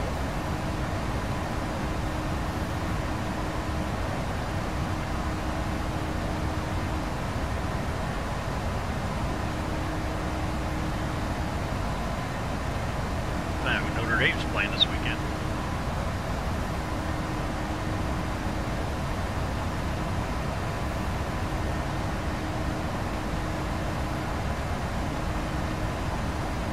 Air Force One landed in Indianapolis the other day. Was it yesterday? I think it might have been yesterday.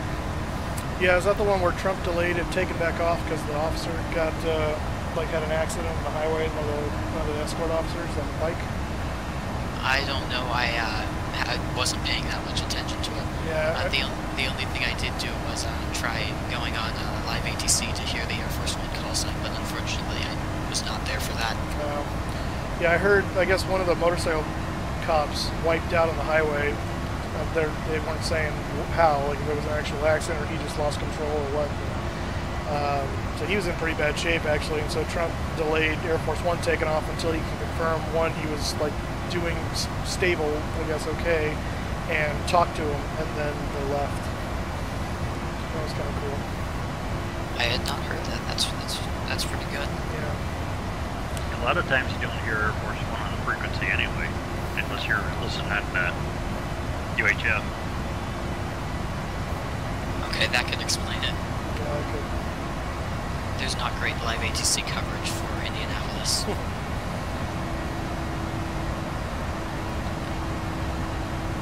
Brian Grant, I'm glad to hear that you are better now. Hey, the 97 is here. Hello, sir.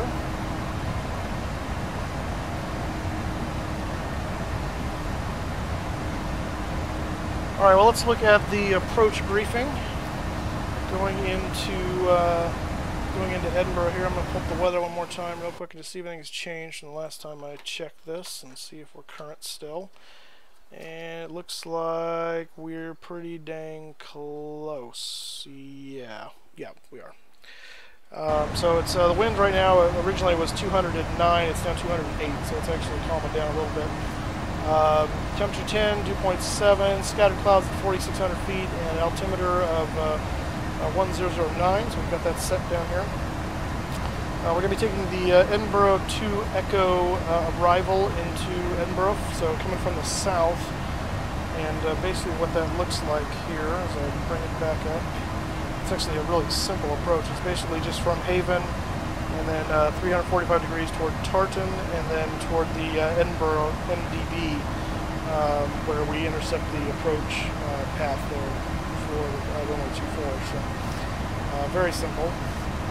MSA for our area is going to be around 3,000 feet. We're going to be landing on runway 24, and so we've got the ILS dialed up here is 1099, and 242 is the approach heading there. Minimums today are going to be 300 feet, so we've got that set on for Barrow. And then we're expecting a dry runway at this point. It's been no rain showers for a while now, so we're expecting a dry runway. We'll taxi off on Bravo and then up Alpha to Echo, and that's where the gates are. If we need to abort, it's just a straight out departure of 3,000 feet, up to 3,000 feet, and then it's as instructed, so we'll be making a left turn to come back around to do downwind of runway 24 again to basically try again. And the one thing I realized I did not do as I'm doing this was select my approach speed, so I'll do that right now. So approach speed is going to be lead flaps 30, VREF is 145, so we'll plan for around 150 approach, and going in. So yeah, it should be pretty simple. Top of descents here in just a few minutes. We've got our initial altitude down to 26,000 feet, which according to the approach plate is what they specify you want to plan down to initially. For the final approach, we'll be at 3,000 as we intercept the right slope.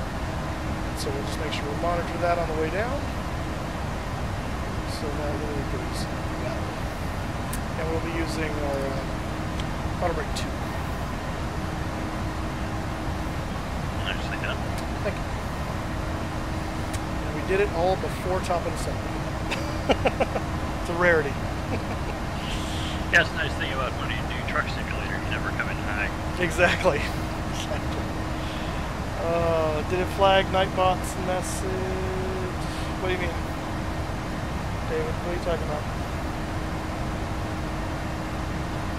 You talking about Trump being flagged? Because no. I have to ask, hot airplane, you hijacked your 172? Yeah, right?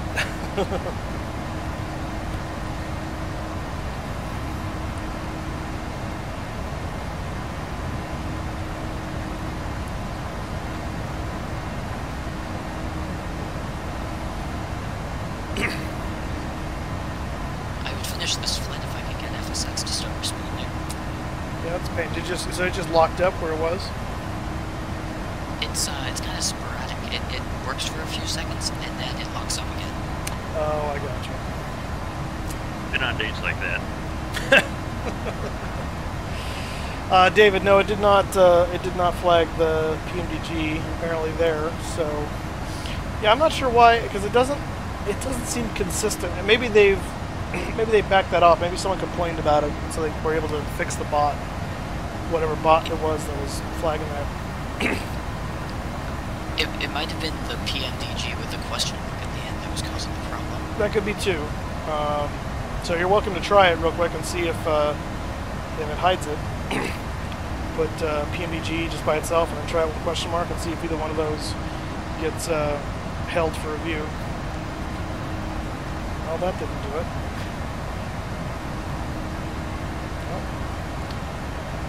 Try without the question mark.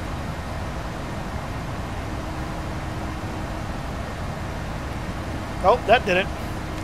So yeah, without the question mark, it's so weird. I wonder if it didn't for me. Oh, it didn't for you?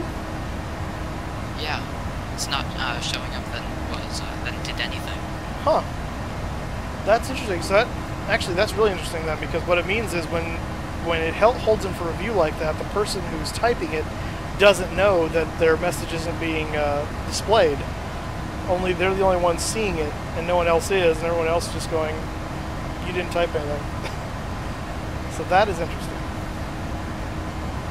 What does it say? It says that I typed. It says this message is held for review, and then it shows your name and PMDG is ghosted. It's like grayed out, and then it says I've got 2 button options. It says show and hide. So I'll hit show, and then now it will show it for everybody. It didn't change anything for me. Yeah, for you, that's really weird. That is weird. I would think it would say your message is held or something, because now you have no idea your message isn't showing up. That's really kind of sneaky.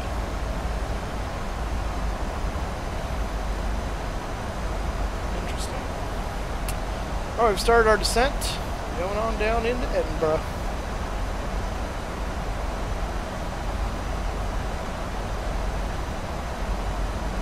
Random trivia question for British monarchy stuff. Who is the Duke of Edinburgh?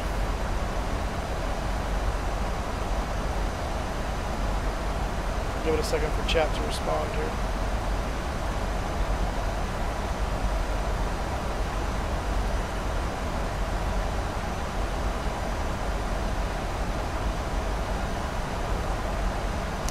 Well, yeah, David, I see, obviously, because I'm the one that can moderate it. And I think the mods can see it, too.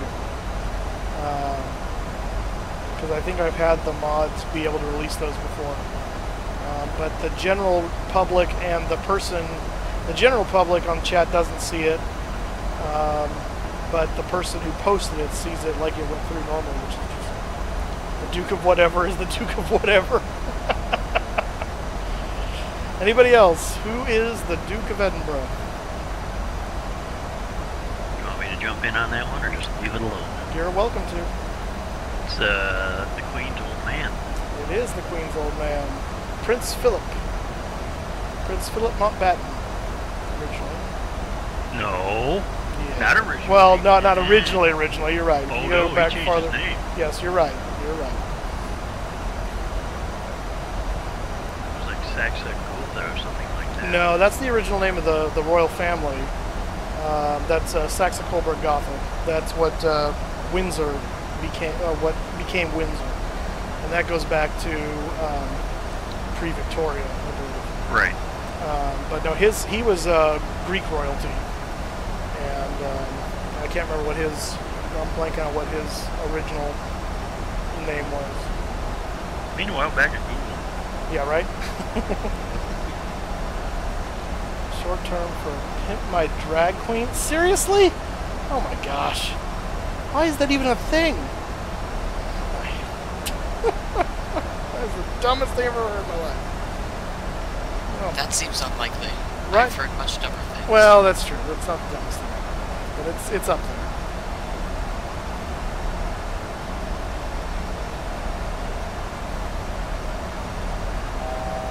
That's some ingenuity to come up with. Right?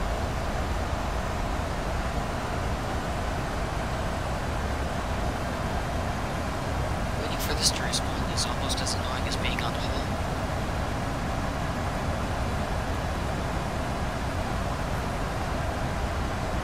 Maybe I'll just give up on this flight.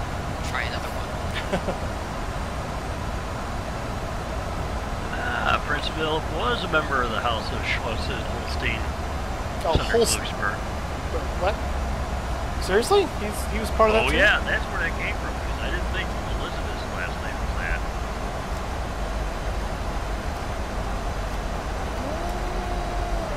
Pretty sure that goes. Well, you have to remember too. There was a time when the entire royal family, all the royal houses the royal houses of Europe were all related to each other through Queen Victoria at one point. So.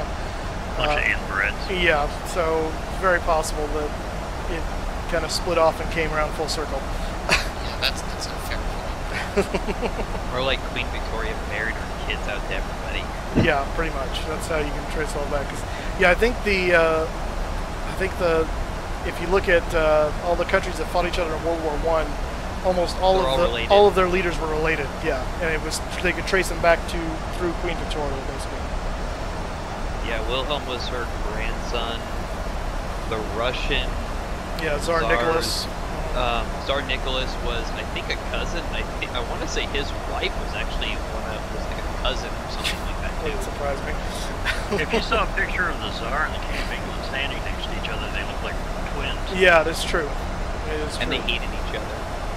Yeah. Yeah. So, yeah, there's a whole bunch of cousinly hanky-panky going on over there. Well, at least there was. See what happens when you fly British Airways?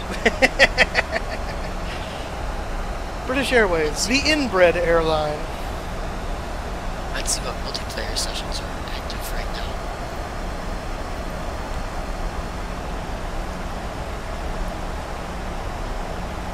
Ooh, this one has 12.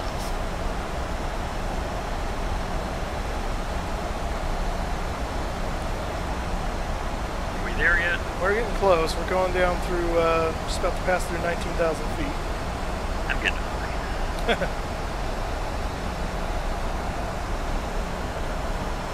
Call a stewardess over? What was that? Use the call button to call a stewardess? Oh, yeah, gee, for food. Call a what? A flight attendant. Sorry. We need political correctness here. That's right. Either that or you're going to spit your food. So, you may like saliva. That's okay. Not really. Hey, look at that. We We passed 18,000 and it's still green. Let's see what happens. So far, so good. That's cool.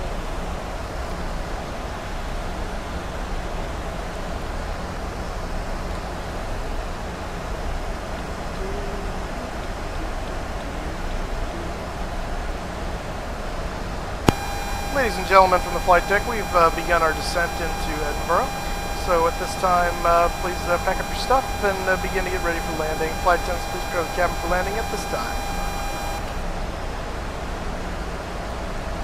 Isn't an OBS thing that allows you to have the, what's it called? That kind of noise. noise in the background? Yeah. See, we won't get that on TeamSpeak. No, yeah, you don't. I don't think. Right.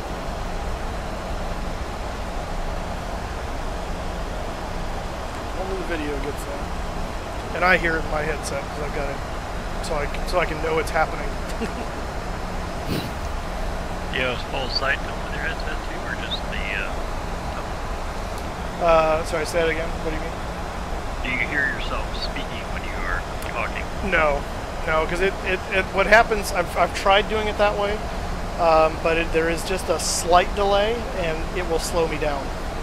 And I can hear myself doing it, and it's so hard to fight that, because I have to basically ignore myself, and then why do you need to hear yourself at that point? So. Yeah, we had that flight. Yeah. Yeah, it wouldn't be a problem for quick little things, but since I'm talking a lot for the stream, I just hear myself constantly getting slower and slower as my brain tries to match what I'm hearing, and so you're constantly slowing down as a result of it. So. I suppose if you get used to it, then that's one thing, but I'm not used to it yet, so.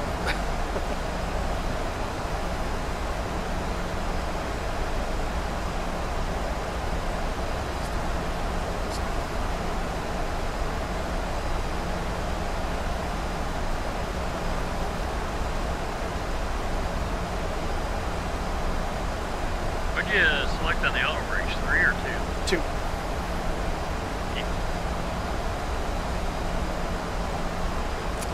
I'm not sure, Smurf Killer.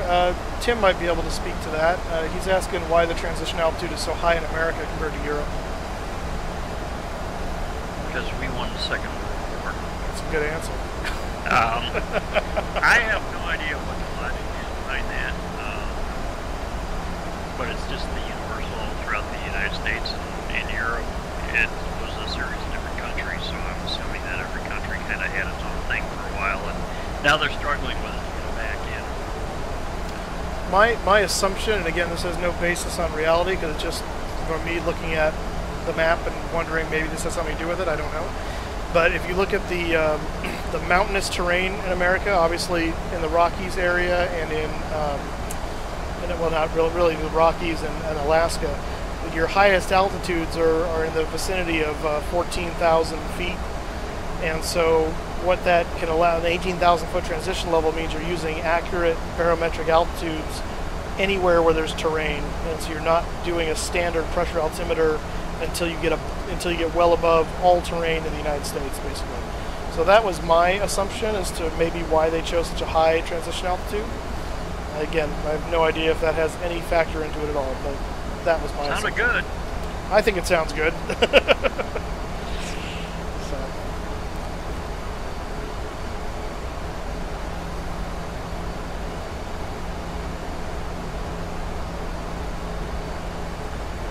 You know, there is a time for commercial.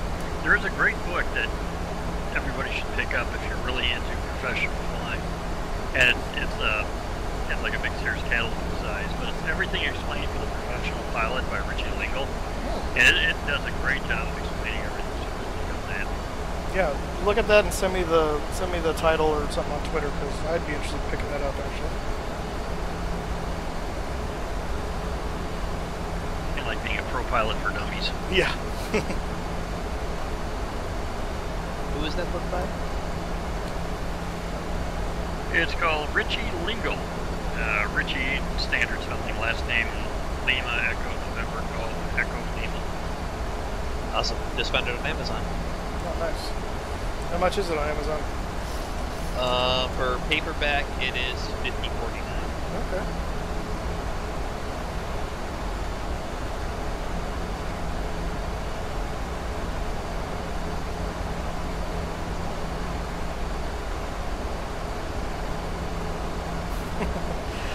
Hi Gamer Fellow, hello sir, welcome back to the stream. And Sam Nixon, hello. And Pilot something in Korean, hello. I don't speak that, so I won't pretend.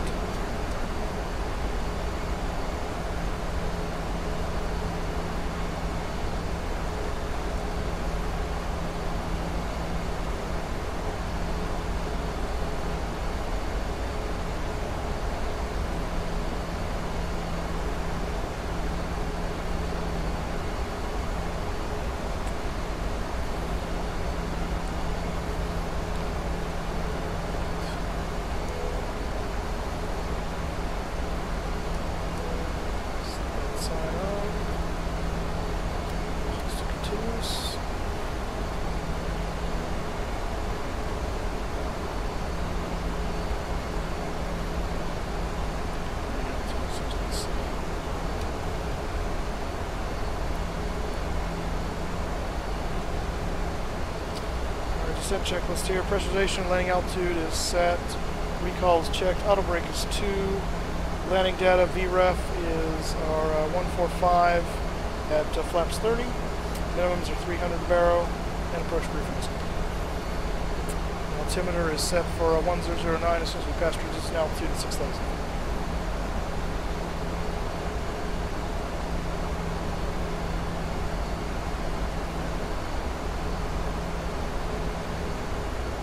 I've got 2 pages on what it is, but nothing on why it is. On the transition altitude? Affirmative.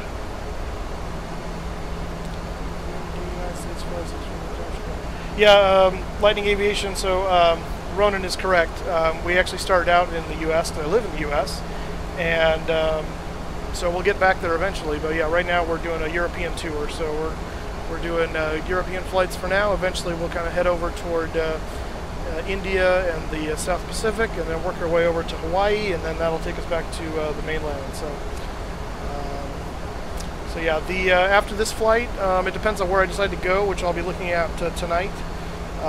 The destination, it goes a little bit of both ways. I kind of look at the airport where I'm at currently and what the aircraft it can support, and we'll decide whether or not the aircraft will inform the destination or the destination will inform the aircraft. So yeah, that'll.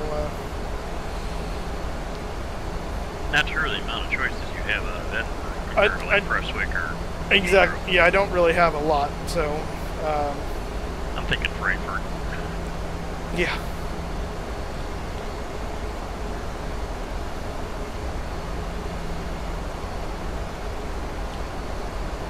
Oh, nice. Smurf Killer knows the ISBN. Beautiful.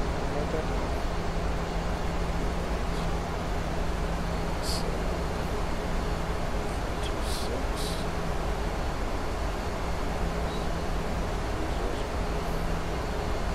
I used to work here for like 2.5 years at Barnes & Noble, so ISBNs were my life. Yeah, Sam Nixon, we are descending right now through 7,000 feet on approach to Edinburgh, Scotland. In fact, looks like I see the airport out here. Our approach actually takes us at the NDB, and then we do like a little holding pattern deal to get back into the approach itself. So it's kind of procedure turn. Yeah. It's a goofy little approach. All right, Ronan. Well, we'll see you later, man. Thanks for coming along when you could. Yeah, we will. The transition altitude we should hit in about 400 feet. We'll see if that lights up there. I'm guessing it will because it hasn't lit up yet. Gabe Evans, all right. Sorry, man, to see you go. See you next time.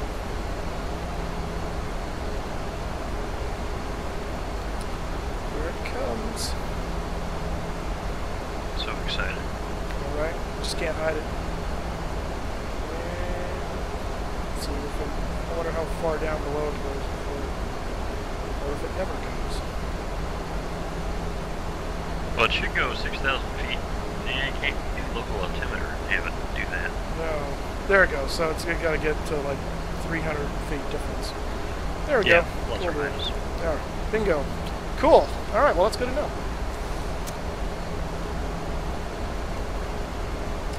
Switched over to local push altimeter. Yeah, thank you, David. I will try not to destroy myself. Thank you.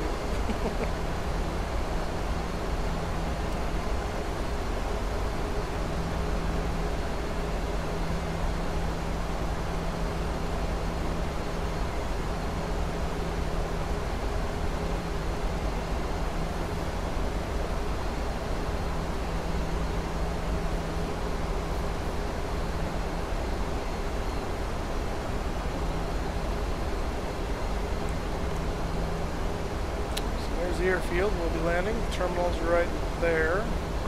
We'll be coming in on this runway here. Taxiing off and coming back.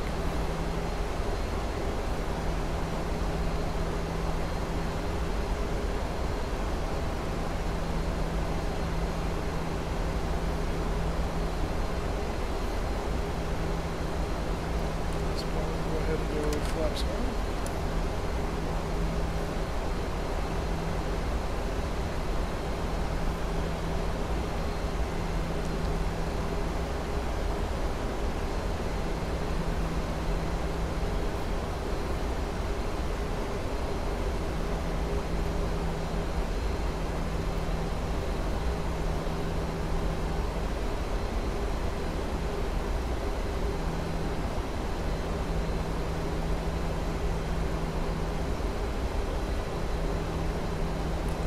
Bridge over there.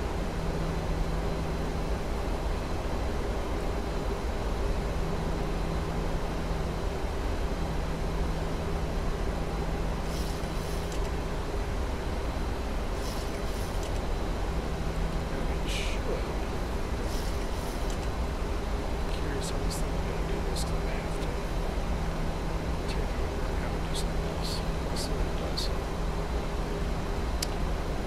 Krish, hello sir, welcome to the stream. Juan will be making his way to Edinburgh if he's not there already. We're still, science still has not proven how he moves so quickly between the destinations. So, it's a bit like the Stig from Top Gear. Nobody knows how he does what he does. No, we're not lined up the runway quite yet, so we're not geared down yet. We'll gear down shortly. Flaps 5 now. This thing is weird.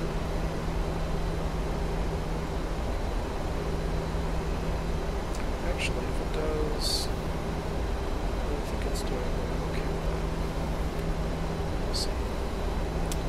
Where are we sure here? Curious.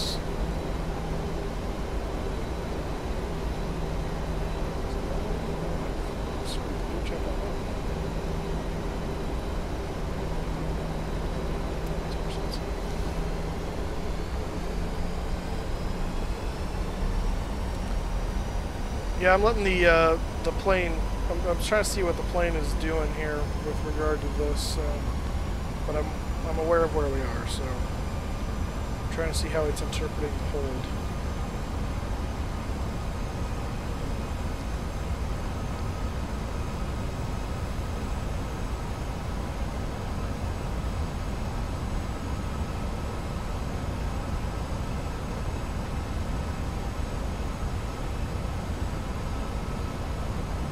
See if it does a teardrop or not. That's what I'm hoping. Actually, it does do the teardrop here towards C124. If it does, then we're good. If not, I'm gonna have to do it manually, because that's our entry point into the final approach right there.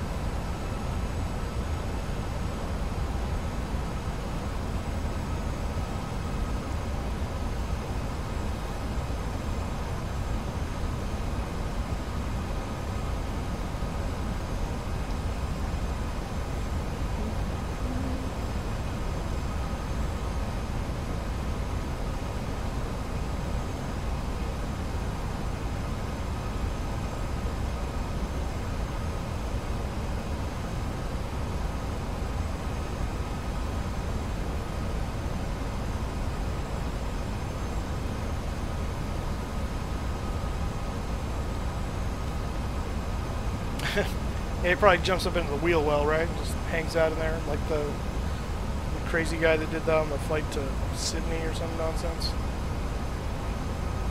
So here's the turn. Let's see what it does.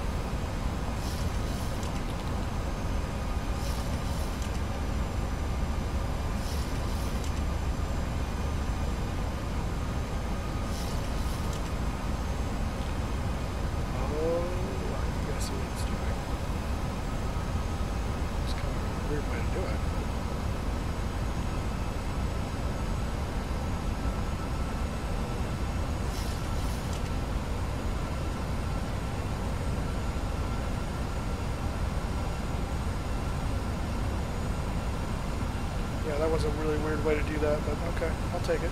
Maybe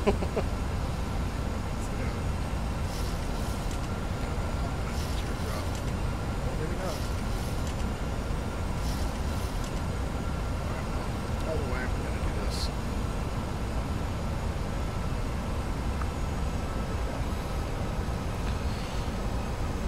Alright, go with flaps 10. Yeah, it's more just a reversal than it is a yeah, turn. Exactly. That was kind of strange.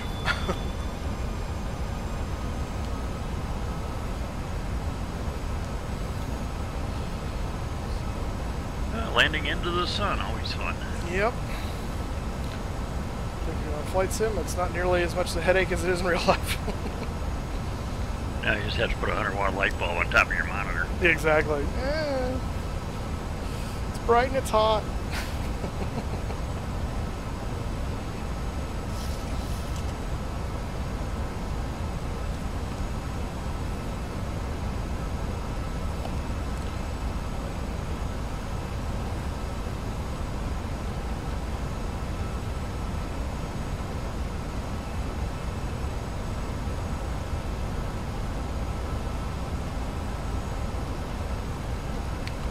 Not quite yet, David.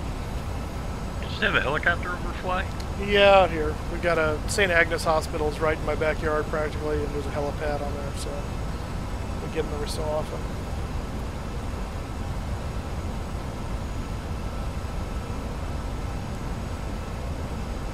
They should mess with them, paint a big white H on top of your house. Alright, here comes the glide slope of the localizer, so we're going to go ahead and disconnect the autopilot. And flaps 15 gear down.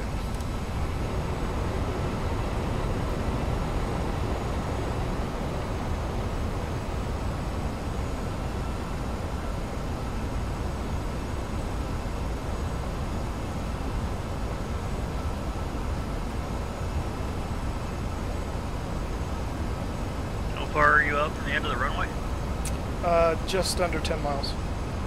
You already got your gear down? Yeah, well, they were clamming for it on the thing, so I decided to appease them. Ruins your efficiency. Yeah, I know.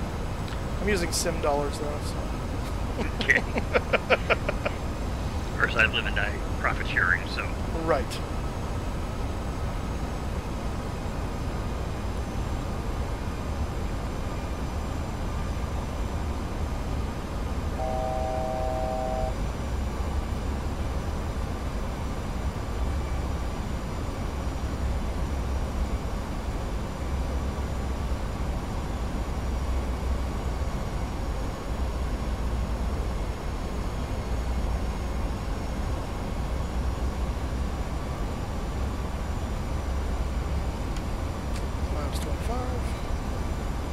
Looks like you got the runway. Yep. Runway and the pappy lights.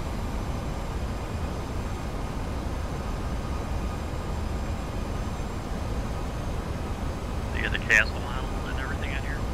I would think so. I'm not sure where that is. I see a stadium over there.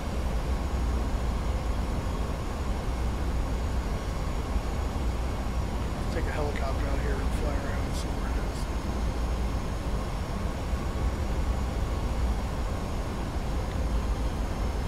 You could just abort your landing and go around. Or I could do that.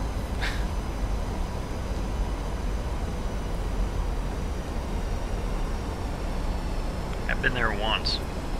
Oh yeah? I went to the tattoo.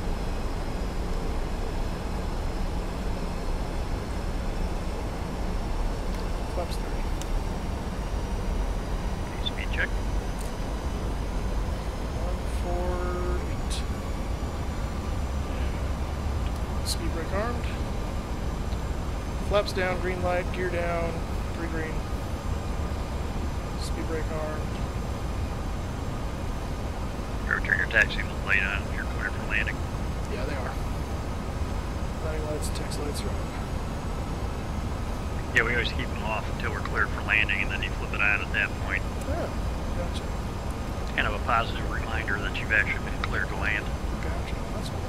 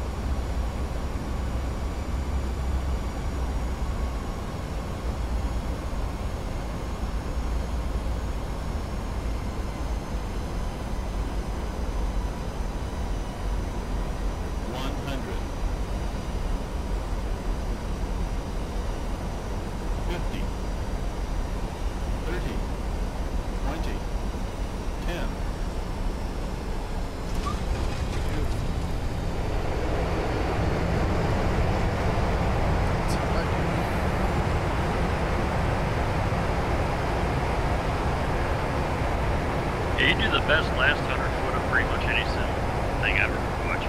Thank you. Whoa, whoa, whoa. Until whatever happened just there. Stupid brake goes all funny on me. There's Bravo.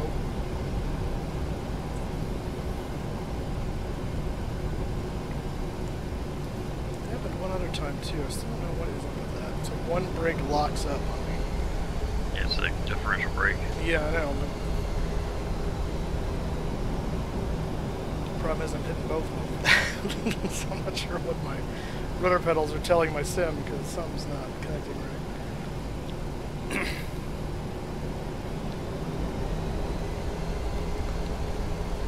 Alright. Landing lights off. Flaps up. Speed brake down.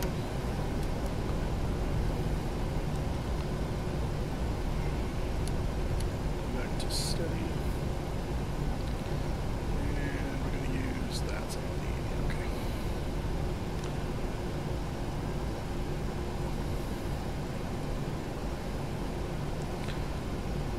So now the trick is, because I forgot to look at the thing before I took off today, so I don't know.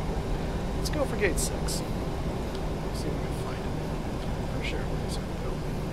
Hey, there it is. That worked out nicely. Small airports, you can get away with that.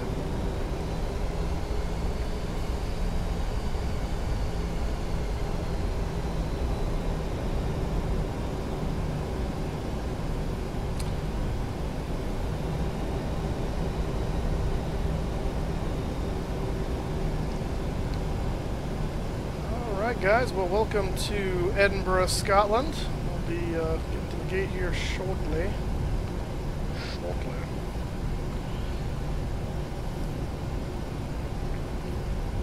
Alright, Lighting Aviation, good to have you here. Forgot to check my mirrors.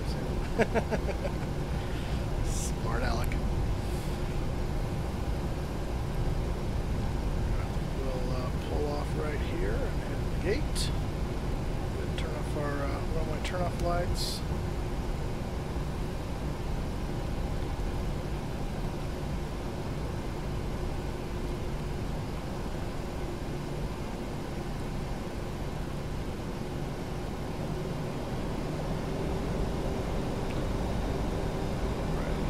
David, good to see you, man. We'll see you next time, hopefully.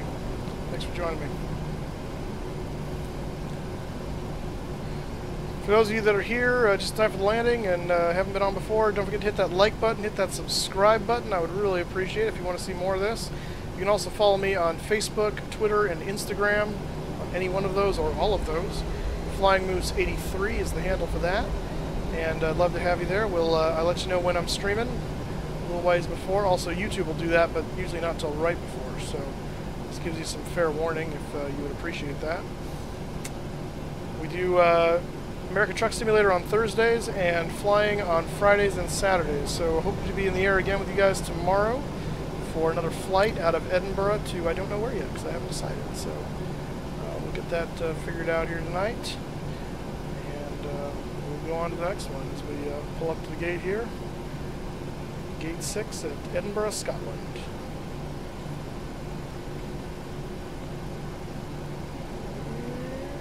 Wait for, oh, you gotta be kidding me. Come on, just a little bit of gas. A little bit of gas. And that's good right there. Alright, parking brake set. Let's kill the auto brake. Get the, oops, no, not that, not that. Actually, yes, I do need to do that. Let's do, oh, you're not waiting until I just, I'm not sure. Okay, so get the jetway, and I need to get the stuff connected here. Let's push back to wheel chocks, ground power, air connect. So we'll do ground power on, then we'll kill that, and we'll turn off the packs since we have ground air. And at that point, we can now kill the engines. And taxi should have done already too. If the engine's spooling down, we can request deboarding.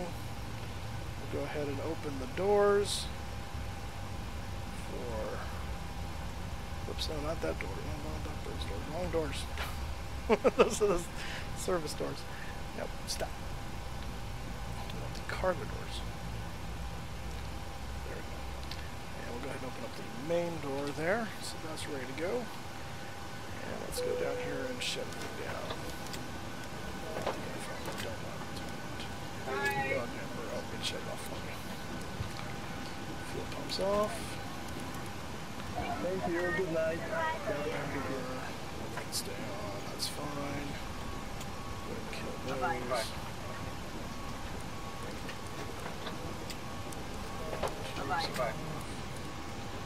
Logs off. Research can stay on, that stays to auto. Inflation comes off. And load can stay on, engines off. Continuous. Those are shut down. TPS is off. Weather radar. essentially off already, but whatever. And Tim, you got the shutdown checklist? No, actually, I was just pulling out some sausage for dinner. All right, well then I'll do it myself. Fuel pumps off, probe heat is off, hydraulic panel is set to off for the electronics. Flaps are up, parking brake is set, engine start levers are cut off, weather radar is off. IRSs are off, emergency exit lights, they're going to be on because the passengers still at the boarding. Window heat's off, and the packs are off. Alright, aircraft is secure, passengers are boarding, we're all set. Alright, thanks guys for coming along with me today. Had a good flight, a good landing, and hope to see you next time. Again, we'll be should be streaming tomorrow another flight from Edinburgh, sometime in the late morning, I would imagine, Pacific time. Again, I'll let you guys know on Facebook, Twitter, and Instagram when that is. So, yeah. Brian Gren, any other recommendations for American Truck Sim? Like where to go or what to play? I'm not sure what you're asking there exactly. American Truck Sim's a fun game though, so yeah, have fun with that. I can smell the Scottish whiskey. Nice. All right, so all right. Well, I'll see you guys next time. Tim, thanks as usual for joining me. Kushan and Instagram and TeamSpeak as well as Sandwich and Ronan, who was here earlier. Thanks you guys for coming along on TeamSpeak, and we'll see you next time. We'll catch you tomorrow. Take care, guys. Bye-bye. See you guys.